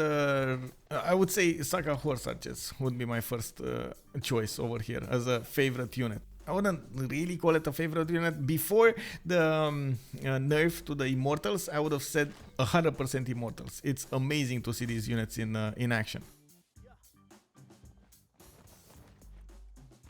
Let's check it out on the east side. What will Japan do? And of course, he's still trying to do the damage against his opponent's pre-builds. There are still a few of those warriors coming out from the northeast city. You can see that Spain is trying to pre-build as many as possible. He still has, 2 more turns until he's going to get gunpowder, 1 turn until he's going to get mercenaries. More of these samurais from Japan are coming out of his series, from the main series, and arriving on the battle scene.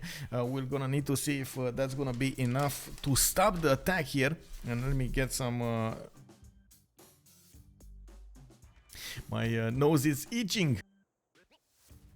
Guard Imperial on home continent. Oh, Mossy. Oh, talking plus 18 stuff, man. Guard Imperial on home continent. Oh, that sent a shiver down my spine. I do believe that is a strong unit indeed. We do have the Wing Hussars also coming out on the battlefield. You can see the damage, the awesomeness of the Wing Hussars dealing the damage against the Scythian units. We do need to see a lot of them being upgraded here. Unfortunately for Poland, he's not making any gold. He's gonna need to rely on Ice Lux gold, and by the looks of it, at the moment he cannot upgrade the most of his heavy chariots. Only of 1 or 2 of them is still a bit, still a problem, a very big problem, I will call it. Okay, we got Distoria that did manage to put that city in the face of his opponent. He's 1 point away from actually getting, oh no, 1 point away from a golden age. Distoria, no. Well, that is rip, rest in peace, monumentality golden age for India over here. He is not going to benefit from it. I do see that he's starting to lose his units on the west side next to the city of Panna, and at the same time to the north, it seems like Egyptian units are tearing apart his Varus. Slowly but surely.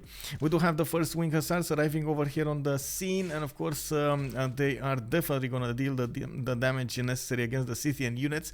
Fortunately for Scythia, he does have very strong knights, and of course by the looks of it, with that general, with the fact that he gets an extra +5 against wounded units, he definitely deals, he has on the knights 64 damage. The knights can't actually push into the Wing Hussars. Of course, the Wing Hussars are a little bit stronger on the defense. I do see quite a few of these are starting to be pumped out of the series over here. We do have in the Eel Stab, Mars did manage to get 19 gold per turn. I do think he actually is using the Chivalry card, and at the same time could definitely put some more power to the south next to the city of Bitgonsk. He has quite a few of these chariot archers. Unfortunately, doesn't have the gold to upgrade them and send them to Persia. This would have been one of those moments, of course, of weakness for Persia. This is definitely an advantage for Mars when it comes to those units' strength, and of course Persia only available to attack with or defend, I should say, with horses and crossbows. Is not gonna be an even fight on this side. If we take a look at the damage counters, actually we can check it out. Let's see. Wing Hussar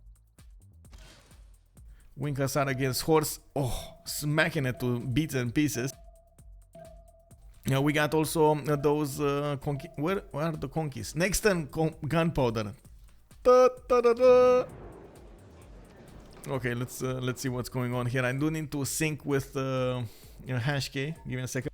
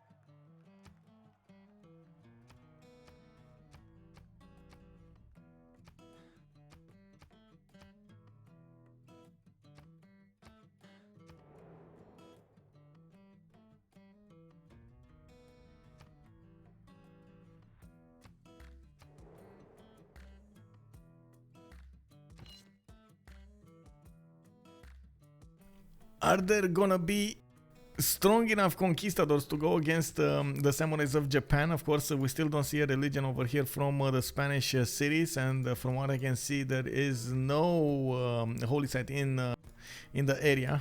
Those at the same time, that is a big problem. You do know that the conquistadors do benefit from that extra +5 whenever they have a religious unit next to them, and conquistador, okay, there we go, conquistador, a +5 combat strength when there is a religious unit in the same hex. That is, well, I should say it's around the damage, how to say, the bonus hasn't been updated yet.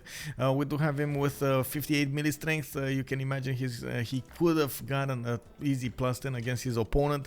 The moment the Japanese samurais are starting to bump against the units, of course, of Spain and taking down as many pre-builds as possible, he's also going to get quite a few pillages over here, and by the looks of it, more of those are arriving from the main cities. Actually, I'm a bit surprised by the choices over here. Would have definitely expected him to bump against both of those units, but well, what can you do? First Conquistadors comes out and we can see the damage. Oh no!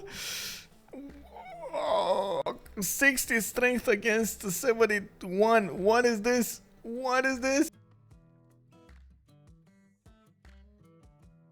We do have the Wing Hussars also trying to push their advantage against the cities of Scythia. Two turns for the wall to come up in the city of Konstropskaya. He does have Timur over there helping out his units, and of course, as you can see over here with his Saka horse archers, he can definitely steal the shot and give himself that extra +5 on the Wing Hussars. Only 2 of these Wing Hussars are over here on the battlefield, and it doesn't look like at the moment they are capable of breaching the defenses of Scythia and overwhelming him. He is also trying to get an attack going in the city of Bitgons, getting those Wing Hussars hard built, and trying to get a spy in the cities of Persia. On the east side, there is a massive war between Dystoria and Persia. This is ongoing for a long time. Now that the power spike of India is gone, we do need to see how Persia will actually come back to this. At the moment, he's poking in with a few horses, trying to get an advantage from taking down the city defenses of Panna. And as you can see over here, he is successfully attacking it. We do need to check out when these crossbows will arrive over there, if they do have enough damage to take down most of the units of Persia. At the same time, the catapult will deal the damage against the walls. Total damage, total wall damage taken on the city center. There we go. We got Varu going in, and it looks like at the moment it's way too strong as a city for that Persian horse to actually attack it, or even the Immortal. We do have the Varu also coming out of the city. It looks like they could actually smack against, there we go, taking down one of the Immortals. Very nice gameplay, very nice moves coming out from Dystoria, dealing the damage against the JR massiveness, I should say. 71 flat, just painful. I know, right? Hey, Parkin J, hello man, what's up? Should Persia get a 4th city? I would say he has 4th cities. It's a matter of getting the 5th city. I don't think he has a good 5th city. He's trying to get one to the south, as you can see over here. It's a matter of not actually benefiting from a lot of points. He can definitely get another horse worked. He can definitely get a niter worked and so on, and put it, of course, towards Mohenio Daro, where he also has a few chops available. So it's a I don't know. Disaster strikes next to the mountain of Vesuvius. We can see the city of Tarsus did get struck by lightning, by those volcanic eruptions, and at the same time it lost its fortification health. It went down to 15 out of 75. Mount Vesuvius is just spewing lava everywhere. Unfortunately, we can't actually see the lava hitting the city center. It would have been amazing, but I guess we can see that in the trailers of Civilization 6. We do have the trebuchets arriving on the scene, quite a few of them in the counts, and of course the heavy chariots are also waiting to be upgraded. It's very costly to get these Wing Hussars. We do see them hard built. Oh, there we go. Just tap that city. Yeah, bro. We got the Mars just moving in with one of those trebuchets and dealing the damage. There is a possibility for him to take the city this turn. Do it, Mars, do it. Oh my god, is he gonna do it? Look at that, Wing Hussar, come on.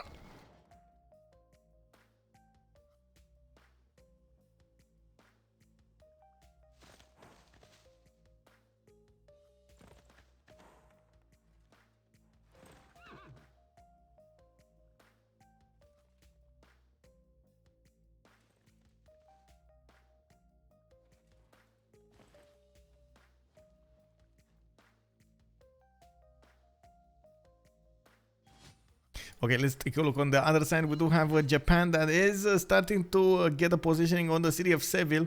Looks like he got a bit damaged over here on a few of his samurais, and at the same time needed to reposition everything to the east side. He does have a Hannibal Barca next to the units in Valencia, while in Seville there is Burica that is helping out his units. You can see that he can definitely deal the damage against the crossbows. Oh my god, 77 strength against the crossbows, 33. What is this? We do have the conquistadors basically locked in the city center. They are dying against a normal samurai. You can imagine that. Oh my god, dying 89 strength on the defense. What is this unit? These samurais are definitely dealing the punches over here next to the cities of Spain, and as we are watching, we do need to see how Spain will deal with this. He's getting pillaged. He's definitely going to need to put more walls up and try to stop somehow this attack going. Of course, you can see the damage done on the city's defenses. These samurais are definitely going to deal the necessary damage. Wait, did he just sacrifice one of the samurais? Oh my. That was a big sacrifice over there. Wasn't expecting that. He might actually lose his great general if a conquistador steps on it. It's gonna go directly back in the city of Valencia, and that extra +5 is extremely important on this side. Can also Firsos can definitely take down the units around the Spanish city, and of course prevent him from upgrading more of these conquistadors, forcing Spain to use his production as much as possible. And we do have the city of Panna being under attack over here. There is a possibility for that city to fall. As you can see, it is down to 22 out of 200 HP. We can see that at the moment the Varus are coming out on the battlefield. They are moving in front of the city, trying to sacrifice their life for the well-being of the peoples of India. One of them got tapped, and of course no promotion over there from Distoria. He did have it, but he didn't activate it. Unfortunately, sometimes the computer kind of messes up with you, and if you do a move, it actually closes down the button. You have to cancel the move and do that and do that. Big brain moves over here. We do have a JR sneaking an attack through and managing to delete the city. At the same time, from the north, we did have also another city deleted. Sprig did manage to overwhelm the defenses of the northwestern center of India with the help of the Mariano Chariot archers. They just took it down. We did have the takeover of the first city of Persia as well. It looks like Tarsus did fall to the wing hussars, and now they're moving on towards Hagmatana and of course the other cities. We might see a comeback. I don't know, man. We got very low HP samurais over here next to the city of Seville. It looks like the samurai doesn't have enough experience to actually get back in health. There's no tile for him to to get some pillages off so he can replenish his health, but he can definitely withstand quite a few more points of damage. I do see a +6 intel on opponents' movements coming out from these samurai cores. This is one of the reasons that, of course, Icelook is taking such a beating over here. We're gonna need to see when Icelook is gonna get his own printing. It looks like in 4 turns that will dwindle the damage down to only a +3 intel on opponents' movements, and he needs to get his own general.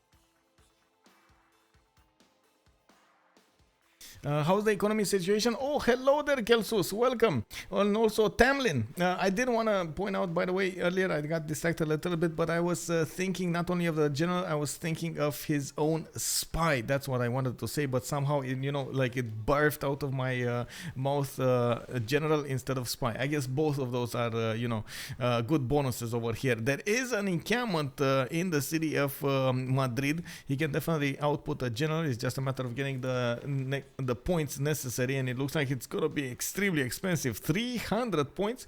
Oh my god, that is quite something.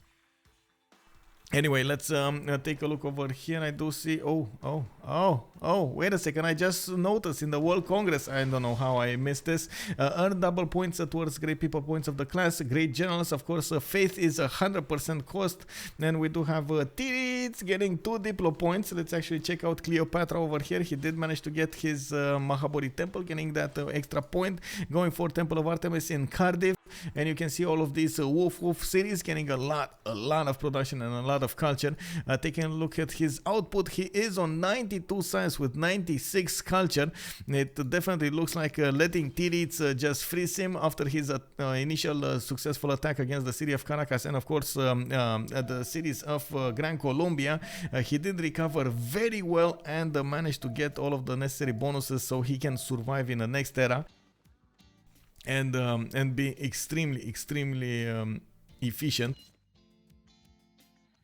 Let me check out the gold situation. You're asking me, we got 41 gold for Spain, of course, not really having an economy. 8 gold for Mars, 0 gold for Distoria. I do notice, of course, the Inca stars are starting to bump against the city of Hagmatana slowly. The trebuchets are also arriving on the battle scene, and of course, Ethelfred is over there just directing the damage. We got most of the army of Persia on the east side fighting the Indian units. India did lose another city center over here to the west of his capital, and looks like there are some wing hussars arriving on the scene of that battle as well. We do have on the other side Tirits making 67 gold. We got also Persia on 4, Sprig is on -1, and Firsos is on -3. I do want to point out that while Firsos was very behind when he started this attack, now he's actually way ahead of his opponent of Spain. He did manage to get to 98 with 74 culture. And taking a look at the bonuses over here of the boys, we got Spain in a pen, brush and voice golden age. We got Mars with Poland in a pen, brush and voice this time. We got also Distoria in a normal age. And I do want to point out that since they did put one of the Congress, the 100% towards buying units with faith, this actually hurt a lot Mars, because he's gonna need to pay double for the wing hussars. Very costly. Of course, another city is probably gonna go down next turn. There are 2 trebuchets that will lob those shots against the city, and of course the wing hussars are just gonna swap in and peekaboo, take another city. We got also Sprig in a monumentality age. It looks like Cyrus did go for a pen, brush and voice. Egypt did go for a monumentality with 97 science and 105 culture. Bro. What is this? We got also Firsos in a pen, brush and voice, and of course he's gonna use all of those cheeky bonuses to get himself some cheeky resources. Samurai Rush, I like. Yes, indeed. The Samurais did make quite a splash over here, and it still looks like the Conquistadors are having a problem getting their footing. Of course, you can see the Samurai 60 against the Conquistador 62. The main problem over here for this is the lack of religion. If you would have had a religion with those missionaries, it would have been a totally different, totally different matchup. Of course, the Conquistadors would have been much stronger. He would have maybe had the crusade on him, could have definitely pushed back on the city of Valencia and retook it. I do notice at the same time Japan is trying to get next to the city of Cordoba this time. Unfortunately, he can't put that city under siege. He's going to need to smack it down just simply. And of course, from what I can see, Firsos is starting to move a trebuchet over there, which is going to take the shot next turn. Looks like there is Burica. Oh wait, that Burica. Yeah, he does get the general bonus. Okay. 5 turns for getting a terracotta army in Kyoto. He did finish most of these campuses and theater squares next to the cities, and of course he's gonna get all of those bonuses from it. Very nice. He did also manage to get some units towards Scythia. Unfortunately, and actually no, he didn't get into Scythia. What's happening on the east side? Nothing. Okay, I don't know why I was thinking of Egypt and overlapped with Japan. Hamatana did die, of course. The concentrated power of the trebuchets with the wing hussars did make it fall. We do have Sparta and Pasargard the next. Those cities are quite high in strength. You can see the 64 strength, but of course the trebuchets do take down the walls quite fast. I'm really looking forward to see how many units will actually fall over here. He will need to actually overwhelm this. I also at the same time we got Sprig getting to 71 science and 47 culture. His problem is his economy with -2. He's trying as fast as possible to get some more done. Also, you can see the markets coming out. He's starting to put more of these kurgans on his cities. He did manage to get the Temple of Artemis. Oh, actually, wait a second. He got Temple of Artemis from his boy, from Tirits. Oh no.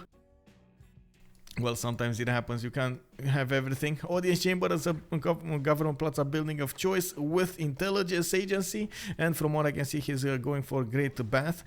Egypt did start to get quite a few tourism points. He's actually on 1 out of 41 now. We got Mars on 4 out of 34. Let's actually check his points. He's on Mars is on 63 tourism points a turn with 135 culture, while we do have Tirits on 55 tourism points and 113 culture. It does look like he's gonna ramp up very quickly over here. He does have 2, 4, 6, 8, 10, 12 cities, and this is the moment that Egypt is gonna start to get back on the horse. Now we do have in the Great People screen over here 5 points for Japan for great writers. We got 6 points for great writers for Poland, 13 for Egypt, while 0 on Spain. Of course, in the musician screen at the moment, nobody actually recruited one, but we do have quite a few of them making 4 points, 5 points, 3 points. Isaac Newton is the next great scientist with that ability to get a free university and a library. And the most important thing is that universities from then on in the Empire, all of the universities in the Empire will provide another +2 science, which is amazing. It can actually get you so many points when you have so many campuses. We're gonna need to see exactly who's gonna get it. You can see the Spain is halfway there. We got Egypt running on a lot more points with 12 per turn, and of course he's gonna need a few projects to go for. Japan is also 12 great scientist points a turn, but I don't see them working on any projects. First city has fallen. We got Cordoba taken away from Spain, even with his conquistador inside of it. It looks like we got more of these samurais getting shot to bits and pieces, getting the promotions because they are powerful enough. Next to the city of Seville, doesn't care about a thing, and he's still smacking units left, right, and center. Firsos using these samurais to bully Spain into submission. We're gonna need to see if Iceland will get to recover from this. Of course, in the moment we do have Cordoba taken out. Those trebuchets will reposition themselves to go against the next city center. Will it be Seville? Will it be Madrid? I think it is gonna be Seville. It's just because of the land over there can definitely get the position on that city and take it down. Can we see the promotions they got? In what promotions, sir? What promotions?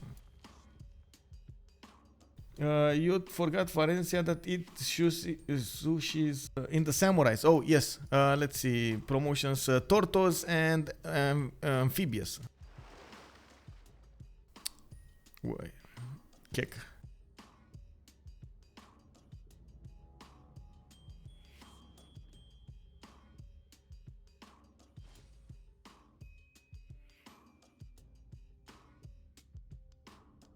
Also, Tamlin was asking us if I can check if Persia has a settler going towards Egypt on the south. He does. We actually saw it, but we didn't actually know that this is an escape settler. We thought he's gonna actually put a city here. It looks like he did go for an escape settler. We got those wing hussars arriving next to the city of Pasargard, almost putting it under siege. We do have a trebuchet probably starting to work on the walls soon enough, and we might actually see the city of Sparta fall here.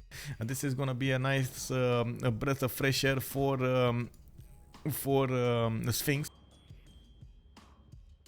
At the same time, probably JR is gonna finish this settle somewhere and is gonna get his safety on. We're gonna need to check it out if he does manage to do that. Honestly, we do have Egypt arriving over there on the scene with one musket, and he's gonna try to stop this attack on the city of Pasargard. That city is under siege. You can see Sparta lost its walls. It's down to 55 strength. We got more heavy chariots arriving next to the city of Hagmatana, which will need to turn into wing hussars. It's just a matter of gold at this point. There is an attack going on the units of Scythia, and we can see the wing hussars are actually having a problem attacking into the knights that benefit from great general bonus, that +5, at the same time as the garrison commander, the fortified defense, the military alliance, like all of the bonuses stacked up for Sprig. Is gonna need to do something to push through these units. We do have a few Polish trebuchets being built over here, getting down his encampments, and in the main cities is working on more of these. It's just a matter of time until this era will finish, and of course he's gonna start to get that option to buy the units with faith. At the same time, I do want to say that in the same amount of time, we're probably gonna see Sprig get to his field cannons, and that is definitely gonna be a problem. A good unit also to withstand the damage of the wing hussar is the pike and shot, which is not that far away into this. Sprig is 2 turns away from getting gunpowder, and just after that is going to be metal casting when you do get your pike and shot technology. Let's take a look over here. It looks like more samurais are getting bullied. Of course, he's gonna need to do something about it. Looks like his samurai actually might be a sacrifice here from a samurai.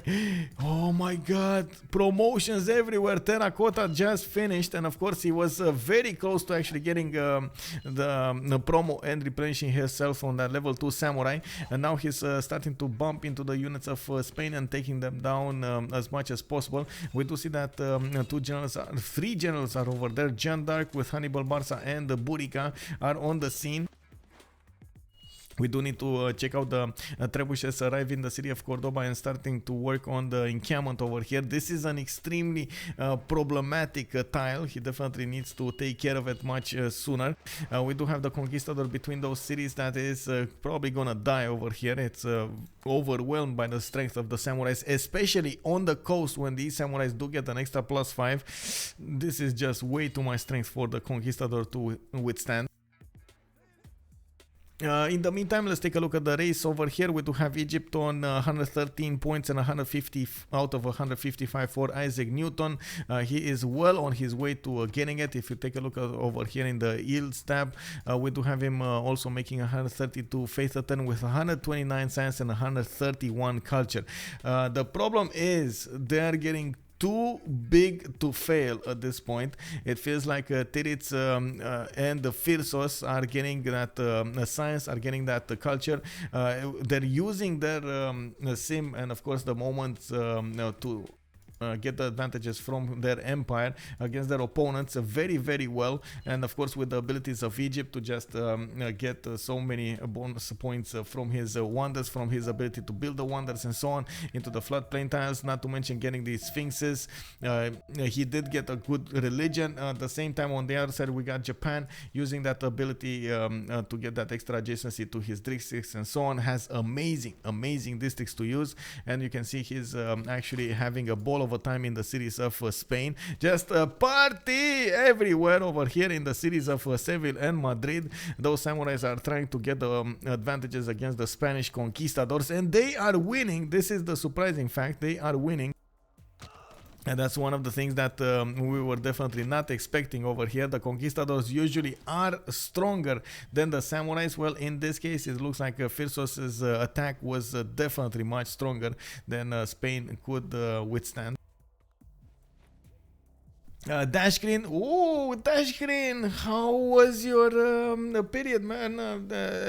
I know you got a lot of exams going on and so on and so forth. Was it everything okay? I hope everything was fine, and of course it's amazing to see you back over here. Haven't seen you on the stream in quite some time. Welcome. Also, Der Garner, hello there. Technically he's irrelevant except for Diplo. You're talking about Persia? JR taken over by Mars. Looks like we got a GG being called out. Ice Look was the one calling it out. Spain couldn't withstand those damage points. Of course, Mars Mayfair, even if he did manage to take down Cyrus, it wasn't enough. Cyrus did have a defensive city, one of those cockroach cities, very far behind. Well, I should not very far behind, but behind the cities of Egypt, and he would have definitely be defended over there by the Barkingham boys. We got the Woof Woof team taking a win against Meow, and from what I can see over here, it's definitely one of those games that, oh my god, was so amazing. Nailin, hello there. I think Spain just thought he was safer than they were. Samurais might have been. Might have just been surprised. Indeed, that was quite something. He was very close to his conquistadors when that attack happened, 4 turns away, but he did lose a city and didn't have enough gold to upgrade everything. I do want to check out something.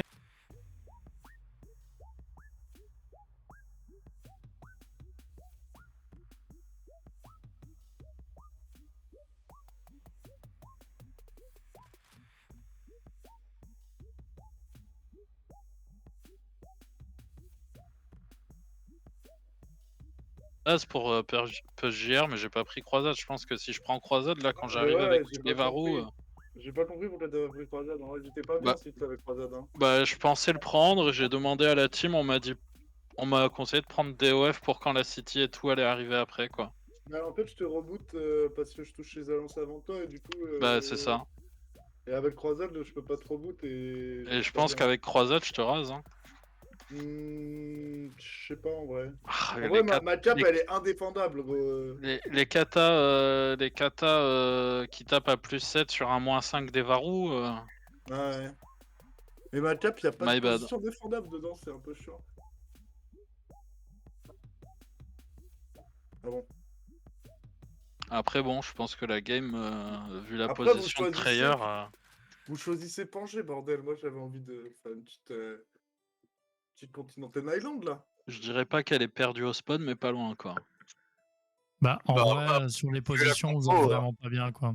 Bah, vu la compo, de base, vous êtes censé. Il y a toujours un joueur qui est censé mourir chez vous, quoi. C'est ça. Après, ils ont 3 cives agressives, en tout cas en early. Ouais, alors que vous en avez qu'une seule, quoi. Le Japon, c'est. On l'a pris parce que. J'ai posé 3 campements, gros, j'étais bien. Ouais, j'ai vu ça. Par contre, juste une question, Firsos, pourquoi pas avoir fait une salle d'audience? Bah, ouais, j'ai fait un trône, mec. Ouais, mais tu vois, en fait, t'avais posé 3 gouverneurs assez vite. Et du coup, ça aurait bien fit avec le salle d'audience, non? En général, les push samouraï, tu fais toujours trône. Donc je l'ai fait un peu par réflexe, j'ai pas trop réfléchi, puis on était dans une game assez low gold.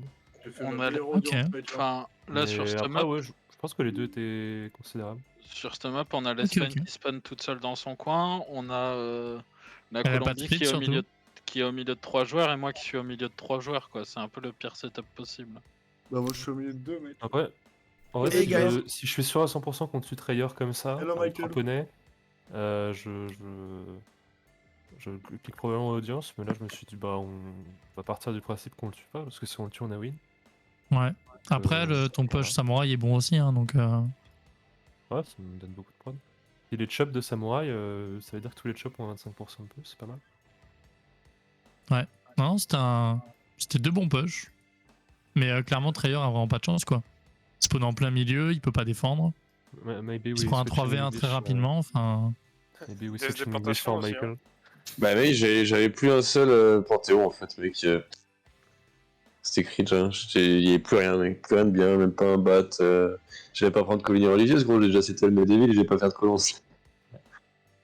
C'est compliqué. Puis City Egypte. Je pense que dans ces cas-là, après tu pouvais pas trop avoir l'info, mais dans ces cas-là, tu peux te permettre de settle tes villes en ligne. C'est trop dur à défendre. Faut que tu settle tes villes en triangle, pas en ceinture. C'était dans le grid, du coup, on avait 3. Caracas, elle est un peu loin. J'ai l'impression qu'à un moment donné, tu t'es dit que t'allais attaquer l'Égyptien. Non, j'ai tenté un truc, mais parce que je savais que j'étais dead quand j'ai vu la City sur l'Ampla à 8 cases de chez moi et Titits, en plus, il avait une choc de 2 cases sur sa B2 et c'est une City qui est quand même assez rapide. Vraiment juste à côté, il était plutôt à 12-13 cases. Mais, Ouais, mais l'emploi, mec, il s'est 12 cases, c'est rapproché, 3 tours avec les AK. il s'est bien rapproché, ouais. En vrai, tu settle sur le blé. Les gars, go parler en anglais pour Michael. Ouais, je dis juste ça. En vrai, tu settle vers Firso, je pense que c'est la B3. Après, je sais pas. C'est peut-être Ouais, plus facilement défendable comme ça. Mais après, t'es mort en spawn anyway, du coup. contre 3 mecs, Mais il y a là- 600 Mais là, tu militaires, tour 38 chez moi, bon. En gros, il y avait, à un moment, il y avait 500 militaires de Varou chez moi, j'étais pas bien. Ouais, mais t'es un V1, tu sais, quand t'as 3 fronts à gérer aussi, c'est un cancer. So, may I ask a question, sir? Yeah, sorry, Michael. Was first of all, I want to know why both of you decided to remap the first one. Because Firsos had a terrible spawn and he was crying He was crying for a remap. No, I was the only one to have to sim on this map. And I don't think you could easily kill Colombia like you said, because it's a 2v2, not a 2v1, and he's... I think we could have killed Colombia literally. I had a dot spawn with Purge. I mean, in order to sim on this map, I have to go holy sites, and see if I go holy site and you all IRL, we have 0 gold. And if I go Arbor with 0-2-2, I'm pretty much useless.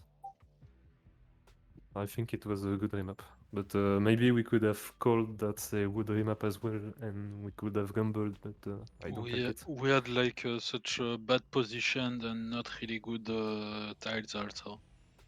And I've seen we had 3 terrible spawn, but good position. So I don't Only think Spain we has a decent spawn on the first map. Yeah. when on the first map, everybody was at war.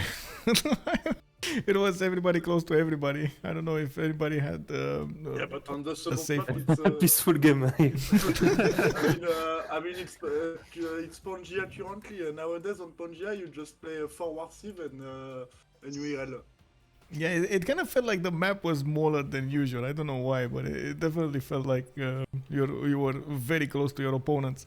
One other thing I was really curious about, what happened with Crusade? I know this story picked Defender, but I was expecting him to go Crusade. Did you wait or keep Crusade for Spain? I wanted to take Crusade at the start, and after talking with the team and the fact that Sitia was going to be on me with Egypt after they kill Colombia, we took the choice to take DOF, but I think I should have taken Crusade, and I would have probably... I mean, I would have maybe killed GR on my Varu catapult push. Yeah, I think you. I'm not sure you killed me, but I'm in a deep shit. Yes, I agree on that. I wanted to take it on the first thing, but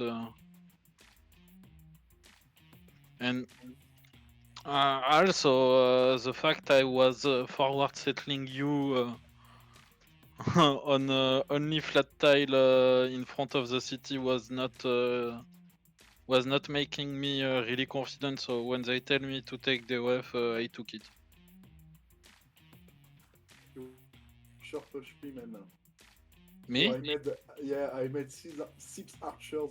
Yeah, I saw you was going to take position on me with your archer because I saw 150 military. Yeah, but with when God of the Forge. when I started to advance, you had the Varu, so I went back. I chop Varu. I chop one. Yeah, but with Varu, you one-shot my archer, so it was Yes. very good. I thought I would get no general there because I was really late on it. Yeah, but Spriggan is a dog. Spriggan?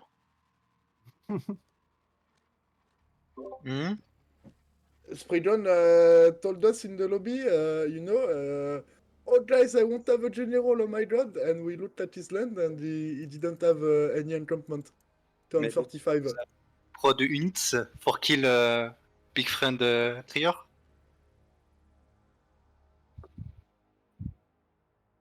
Anyway, I think the MVP of this game is Titits. Shut the fuck up. Because the vocal was really bark, and Titits was the only one professional.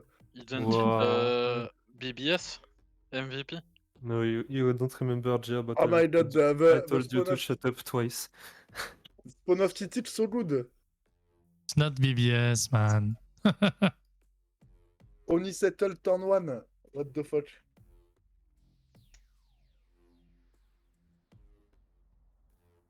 Well, GG guys to both teams, and thank you very much for having me here. It was a Thank you, pleasure Michael. watching you guys. See you. Michael. See you. See you. Quand je regarde le load de vos maps, So there we have it, boys. We heard a little bit from the Buckingham boys and the Sphinx, and of course they were talking about their ideas, what happened over there. You heard a lot of French, and at the same time they did answer my questions in English. I do have to thank for that. Merci beaucoup. And at the same time, I would think that a lot of you are coming also from the French community, so you did understand a little bit what they were talking about there. They did tell us what they did in the first remap. They did tell us quite a bit. Okay, Siffy wants me to. There we go. Yes. There you go, Siffy. Go. Of course, at the same time, I do have to say that this game was amazing. Amazing. A triple team on Treur de Chevre over there. They did manage to take out Gran Colombia from Sphinx quite from an early stage of the game. Then afterwards, they proceeded to try to take out Gandhi. Gandhi was quite powerful. Historia did manage to keep his borders. Unfortunately, he did lose like 3 cities over there on the west side to Persia and Egypt, also with some Saga horse archers coming from the north. Some of those knights as well. We did have a power spike from Poland, and at the same time on the right side the conquistadors could not actually keep up the defense against the samurais. So unfortunately, the difference between them was getting bigger and bigger. Egypt was getting very, very macho, Shad-like over there with a lot of science and a lot of culture, was about to recruit Newton, and could have definitely went higher in point. Thank you very much, guys, for coming on the stream, and of course I do hope you enjoyed the show. We did have a Sphinx going against the Barking Gang today. Tomorrow we're gonna see Tunub to win going against Baba Yetu, same hour, 18:30 GMT. Hopefully we're gonna see each other tomorrow as well. I do also want to point out, if you're coming from YouTube, welcome. Thank you very much. I do hope you enjoyed the show, and of course you like the votes on YouTube, the games. If you like the content, throw it a thumbs up. If you don't like the content, throw it a thumbs down. It's especially that would help me to understand that I do need to work a little bit on here and there on all of the details. Any feedback is appreciated, and of course I'm always available to have a chat if you want to. At the same time, you can also join the Discord, _Discord, and get my schedule. I am trying as much as possible to update the channels as soon as I get the information. It does take me a little while to talk with the boys to understand and know the hour of the games in the next few days, and so on and so forth, and of course schedule with them to be at the same hour. We're gonna we're gonna see what will happen in the next days. I do hope we're gonna have some games on Saturday and Sunday as well. I'm waiting for the full schedule from the CWC to actually be revealed. We only know about one game so far. So thank you very much, guys. Merci beaucoup. Have a good night, and of course good and Abend, I should say, not to mention bonne soirée, if I'm not mistaken. That's how you say it, right? In French. Let's see each other in the next streams tomorrow, 18:30 GMT. Bamayeto versus Tunub to win. This was Michael for OnSpotTV. We're gonna see each other then. Bye.